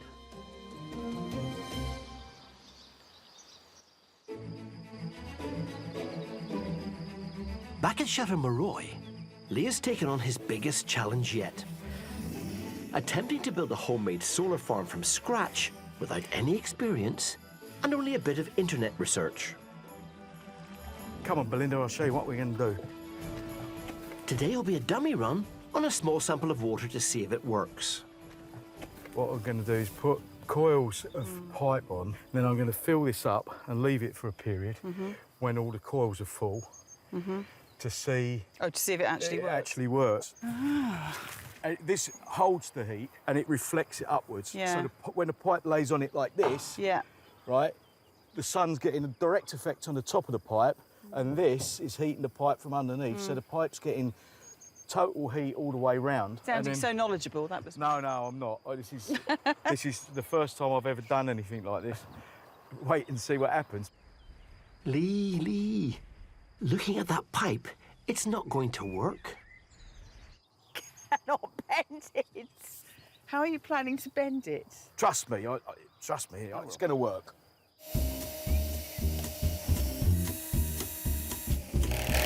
Brilliant, it's not going to come off. Whilst I admire Lee's efforts to reuse stuff, thick plastic pipe is the wrong material for this job, as it's a really poor conductor of heat. So I want this one to join that one. Water flowing through it won't heat up. Goes in there like that. Right, it's taking shape, look. And now, the final loop. That's it. Now Lee fills the pipes with water. 2 big pipes here are the flow and the return pipes going up to the solar farm. So I'm going to turn this on and I've got water coming out. This is a good sign. So I'm going to go back and turn it off now and get a thermometer. As the next part of his experiment, Lee wants to find out the starting temperature of the water in the pool. So this is my trusty pool temperature thermometer with Sharky the fish. So I'm going to chuck Sharky in. That was a bit silly, wasn't it? Because he's now in the middle of the pool.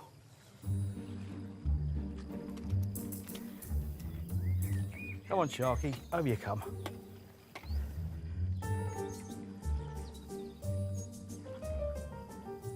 It's reading 24 degrees, pool temperature is 24. I'll leave it in there for a while. The while being 2 days later, Lee pops up to check the progress of his experiment. That's hot. That is hot. That is very hot. I'm not actually surprised, Lee. With stationary water sitting in a plastic pipe in the sun, it's bound to be.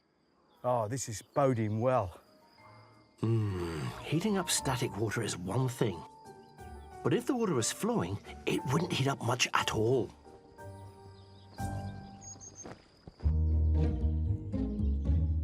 "40 miles away, at Château de Lalande, Stephanie has finished clearing out the old stables, ready to use it for her very first artist weekend, which is just 8 days away.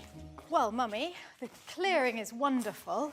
Stage 2 is getting a big problem. some of the dividers back into place, and they are solid. The original horse-stall dividers are heavy old wood and iron. Stephanie wants to use them as room dividers, which presents her and her mum Isabel with a hurdle. You okay? The problem is this is facing the wrong way. That's the back of the wall and that's the front. Yes, we have to spin of it the round. stall. And I don't think for a minute we'll be able to do that. We have to move them. We can't have them here. Why not? That's safe there. We can put it against the wall, but we cannot anchor it to the ground. If they fall on somebody, they kill them. Well, I don't want them to fall, Mummy. I want them to Darling, go up. Frankly, it is too big a job. You cannot do it without a forklift because it's solid. Well, let's try. Let's get the men in and let's see how it goes.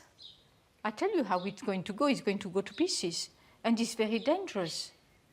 We can move it forward. Yes, let's move it forward. I want an idea of how it would look. Please, keep your feet on the ground. It is not possible. Mummy, when have I ever kept my feet on the ground?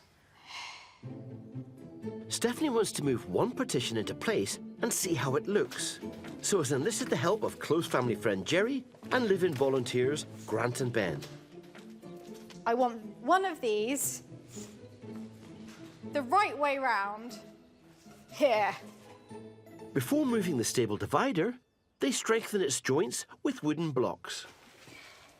It really is such a bad idea.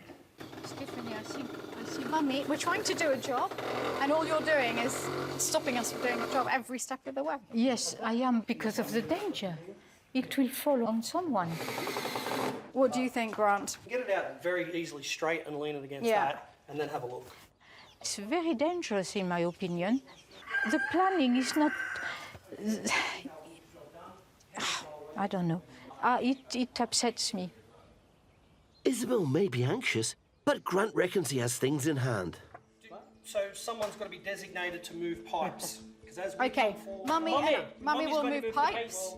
Isabel is tasked with sliding pipes under the heavy partition to act as rollers, a tried and tested ancient technique, but not using plastic waste pipe. Push, Ben. Keep going. Easier said than done. Well, we're doing this with all the technological accomplishment of the ancient Egyptians. No, you have to lift up and back down. Clear. Yep. Move your hand, Ben. Great teamwork, chaps. I absolutely love the way it looks. Having the two is going to make the room. Today has been very fraught. Mummy has been on top form. Sometimes when my mother decides that something is a bad idea, she will not let it go. I have never been against Stephanie's ideas, and although I want with all my heart to support her in her projects, there are times when they are unrealistic with the means we have. And the cockroller agrees. Now they're happy with its position, it will need to be fixed in place. But first, they need to decorate the stable to make it more like an art studio.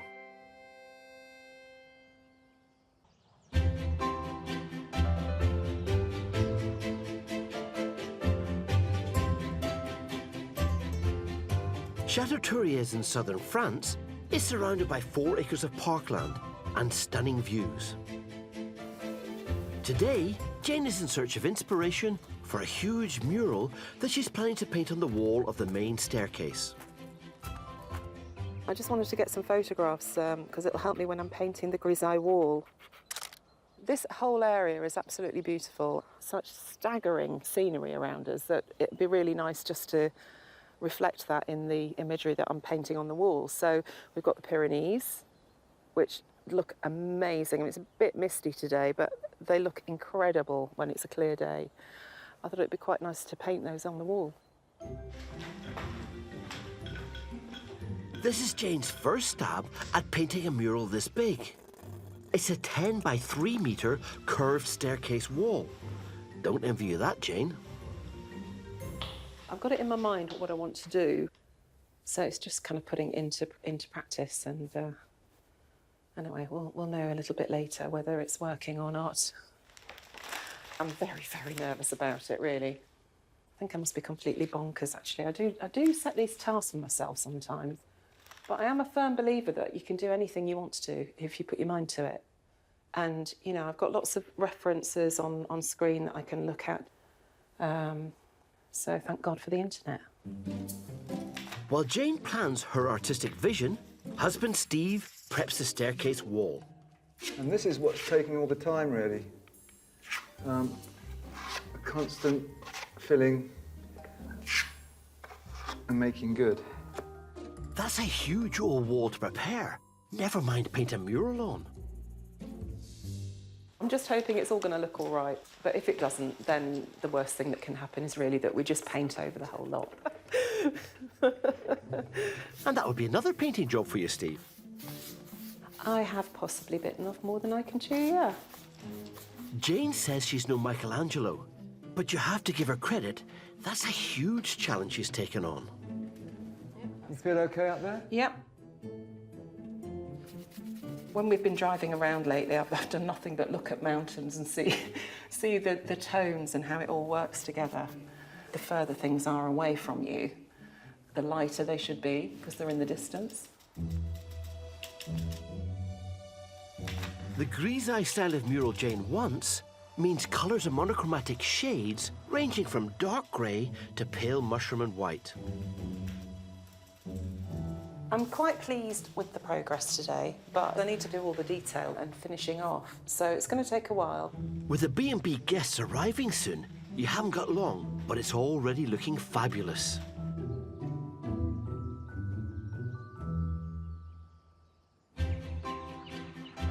At our place, we understand how important it is to have your own space, especially when we're working together most of the time. We've got a big house, but there's not many places that Dick or myself can go to be away from the craziness, to be calm. So I created a workroom and treasury for Angel in an unused attic room. And I think she's going to come up here. When the children are at school and she gets some time, she's going to become creative, which I know is going to cause me more pain. Angel needs to be able to work day and night, so she requires good lighting. It was my turn to get creative in my workshop. Got lights. The lights are low energy. They're LED plates, which has lots of light without taking any more room space up. It's not a tall room up there. Rather than have the light panels suspended from the low ceiling, I made wooden clips to attach them to the roof. What I'm going to do is going to take this, stick this to it, put a hole through the middle, which means when it comes time to put the light to the roof, put the light there, turn it around, just hold it in place. It's very, very simple, but it's also cheap as chips, which we like.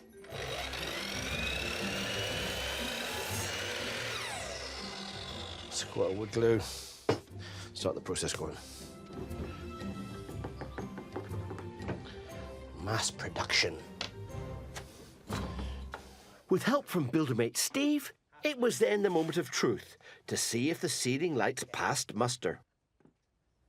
We've got the two plates, one on each side, which means that there shouldn't be shadows, because the light, if you know, there's light coming from all over this, which means the shadows are reduced. That's why you have a big area like this. Yeah. That'll work, won't it? If we screw that in there, when we come to putting the board up against it, and when you twist it around, it's going to hold it in place at that point, correct? Yeah. Twist. The LED lights are thin panels, which means they're unobtrusive. That's going to be painted white. That's it done, isn't it? Yeah. It's as simple as that, isn't it? Yeah. Job well done. Then all it needed was a touch of creative magic from Angel. And a little help from Dorothy. What do you think, baby? Is this not a bad room, is it? No. Especially looking back to how the room was. This room's brilliant. because it's full of my treasures. It's bright and it's wide. So when I need to work late at night, I can do just that.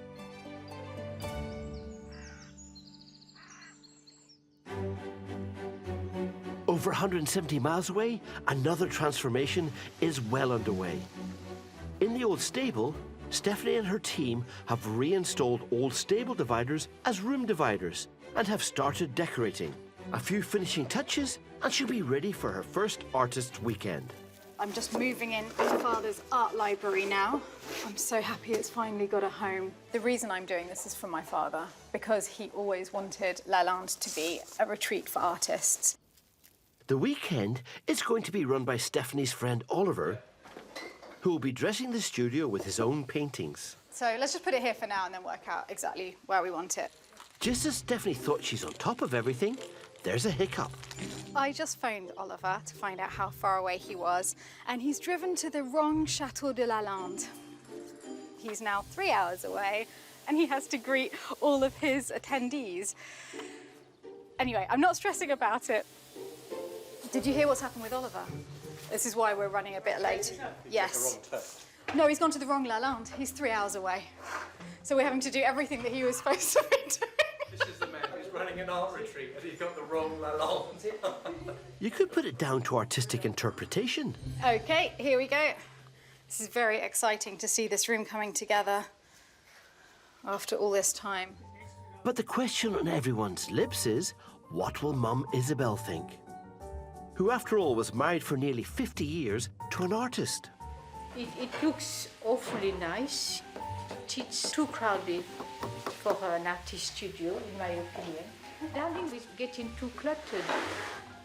I'm sorry, I can't hear over the banging, Mummy. Oh dear, let's hope Isabel sees it in a new light when it's finished.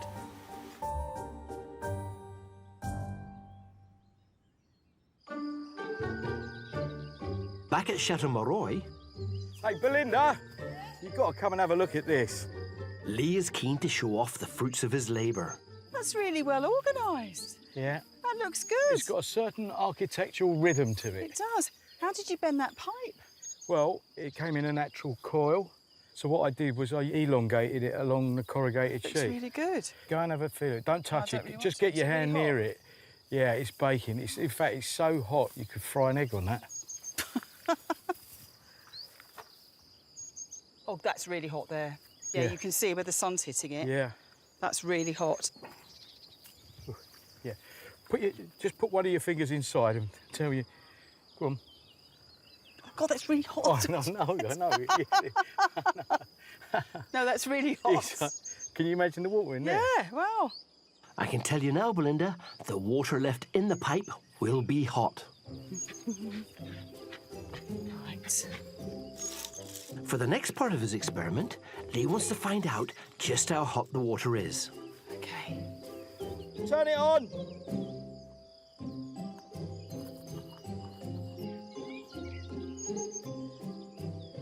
Bit more. Stop.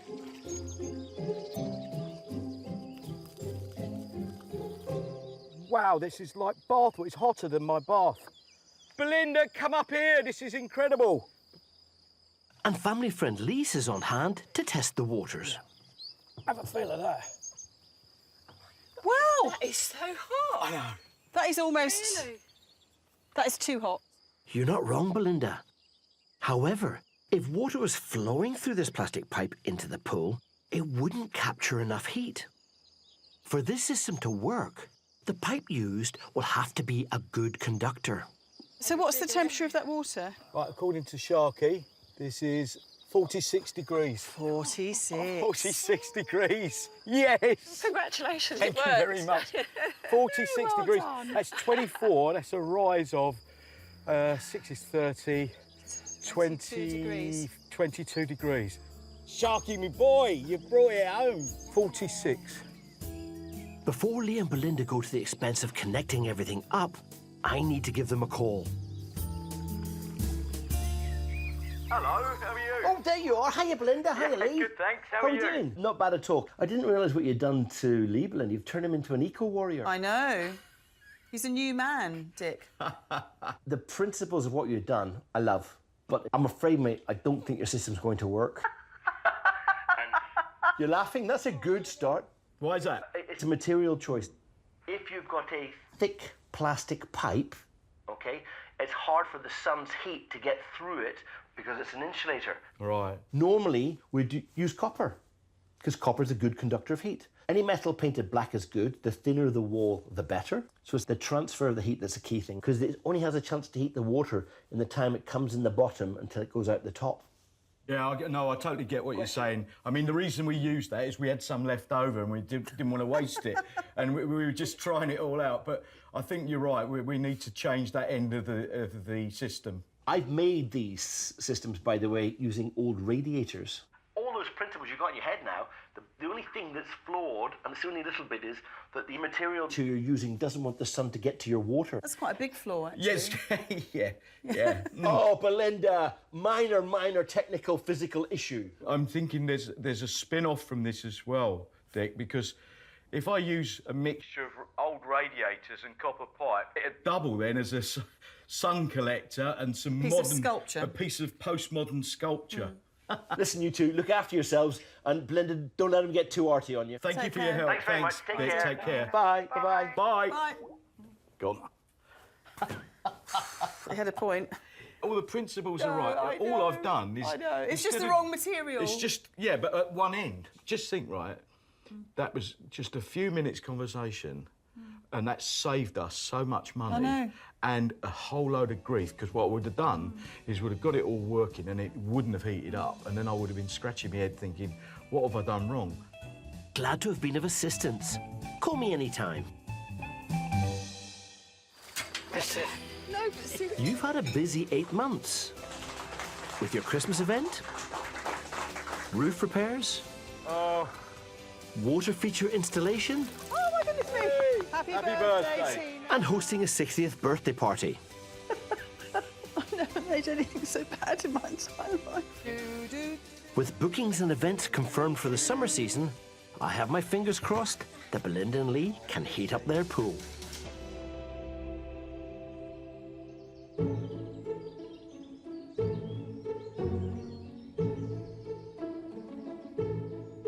At Chateau de la Londe, it's a big day for Stephanie. It's her first artist weekend. She's hosting a cocktail party to launch the event and new space in just 3 hours' time. Oliver! Friend Oliver, an artist who's running the weekend and went to the wrong Chateau de la Londe, has finally rocked up. Well, I have to say the other Chateau de la Londe is really nice. What? Now to find out what Oliver thinks of the studio Stephanie's created from the old stables. What for decades was a dumping ground is now a bright and airy creative space, with reinstalled stable dividers and upcycled troughs as sinks. Plus plenty of room for students to work at their art. Whoa. It's a total transformation. I need to give you a hug. It's amazing. I've got to put this painting down. I love it. Wow. I'm literally gobsmacked because this was just a bit of a dumping ground, wasn't it? Yeah. This is the stuff of any artist's dreams. It makes me want to get my paintbrushes out, which is what we want this to do. Welcome, yes. Last time I saw you. A couple of hours later, and after a quick brush-up, it's time to welcome guests and launch the retreat in style. Are you finally liking it? That's exactly It's exactly what I wanted. Glad to see Mum Isabel seems happy.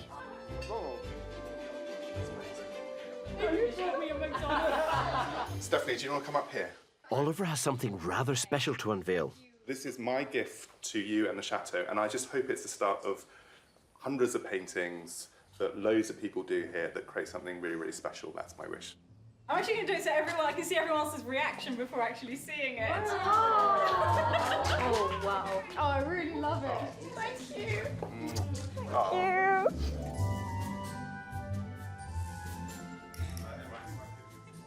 Celebrations over, it's time to pick up a paintbrush for the first class in life drawing, with help from live-in Chateau helper Marie. So my number one tip would be, don't just start with a little area and work outwards, yeah? Map out the whole proportions first. Mary, over to you. If you use your charcoal to follow the curves of the leg like a tube, then you tend to get a sense of it feeling quite solid. The head is good, but it's too big compared to the rest of the body. It seems the room is awash with creativity, and the studio has really come into its own. It's been such a lot of hard work, this project, but it's really paid off. I think my father would have loved everything about this space, and I'm just sorry that I didn't do this whilst he was still alive. Well done, Stephanie. I'm sure your father would have been very proud of what you've achieved. It's been an epic winter at Lalande. Not only did we have the huge Christmas parties, Merry Christmas, everyone! But we also managed to renovate the greenhouse. Oh my goodness, it's wonderful. We finally finished the last bedroom, and we've got an art studio up and running. Now, with other events bookings over the summer and her mum's wedding at the Chateau to organise, there's no rest for Stephanie.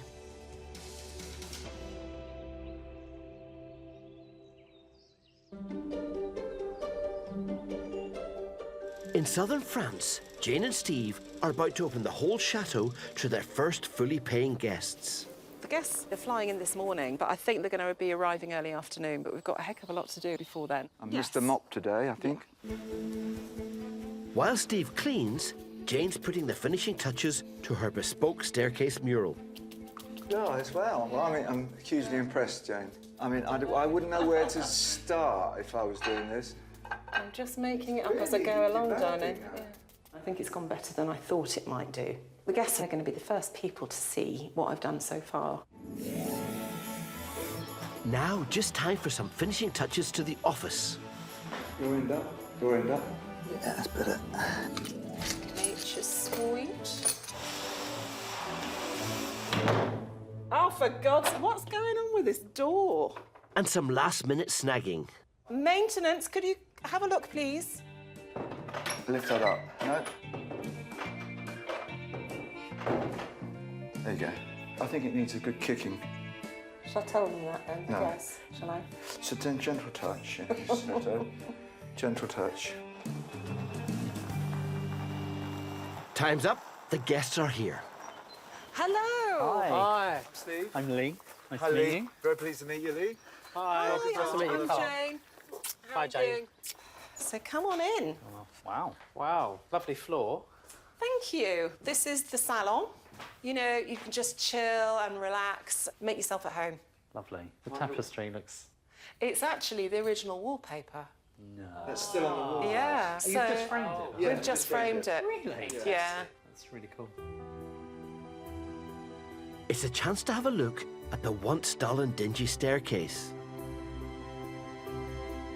Transformed into a mural masterpiece, perfectly capturing their local surroundings. Ah. Did you do the wall? Yes. Oh, wow. Wow. Very talented. Do you like it? Yeah, I think it's amazing. I think it works really well. Yeah. It does really work really You're well. capturing the scene outside, aren't you? So you kind of Yeah. bring in the garden and your lovely gardens. Absolutely. Well spotted. You couldn't have asked for a better compliment, Jane. So we can get your bags up in a minute. Lovely. I love the fact that you've got the double windows in this room. Really, really nice. What Jane's done with the hallway with the stencil, I think it's really effective. Yeah, it kind of encourages you to make the journey all the way up to the top, you know, to come into your wonderful suite where you'll be staying. That's a thumbs up. Oh, just what we need. Thank you. Santé, guys. Cheers. Cheers. Cheers. The guests seem to be quite impressed with it all, which is great. It's been a year of really hard graft, and I'm really pleased that we've nearly finished it all now. I think the best bit is that fact that we can open. It doesn't matter what's got to be done in the future. Is the fact that we can open and start earning some money. It's certainly been a busy year for Jane and Steve. That's lovely. They've transformed derelict downstairs rooms. There's a beautiful dining room. This is absolutely what we wanted. A bright and airy salon. Wow. Fantastic. That is amazing. An updated hallway. Orangerie. Lovely atmosphere. Office. Staircase, and they're planning more. If we have a successful year, then we can start to think about putting a pool in as well, because we haven't got a pool at the moment. So I'd really love a pool. So would I. And with the Chateau taking bookings for forthcoming events, it bodes well. There were times when I never thought we'd finish, Not I in the have winter. to say. But yeah, we've nearly done it now, and it's a great feeling. Next week, Oh my goodness, it's amazing. we'll follow more intrepid Chateau-owning Brits. Steve, that one's falling out. No? Steve, whoa! Stephen! At my place, Oh, Richard! there's a slip-up. Man in the water here, one down. And at another chateau, one couple faced their worst fears. We can't ruin the wedding meal by eating outside in the rain, and it quite clearly will be in the rain.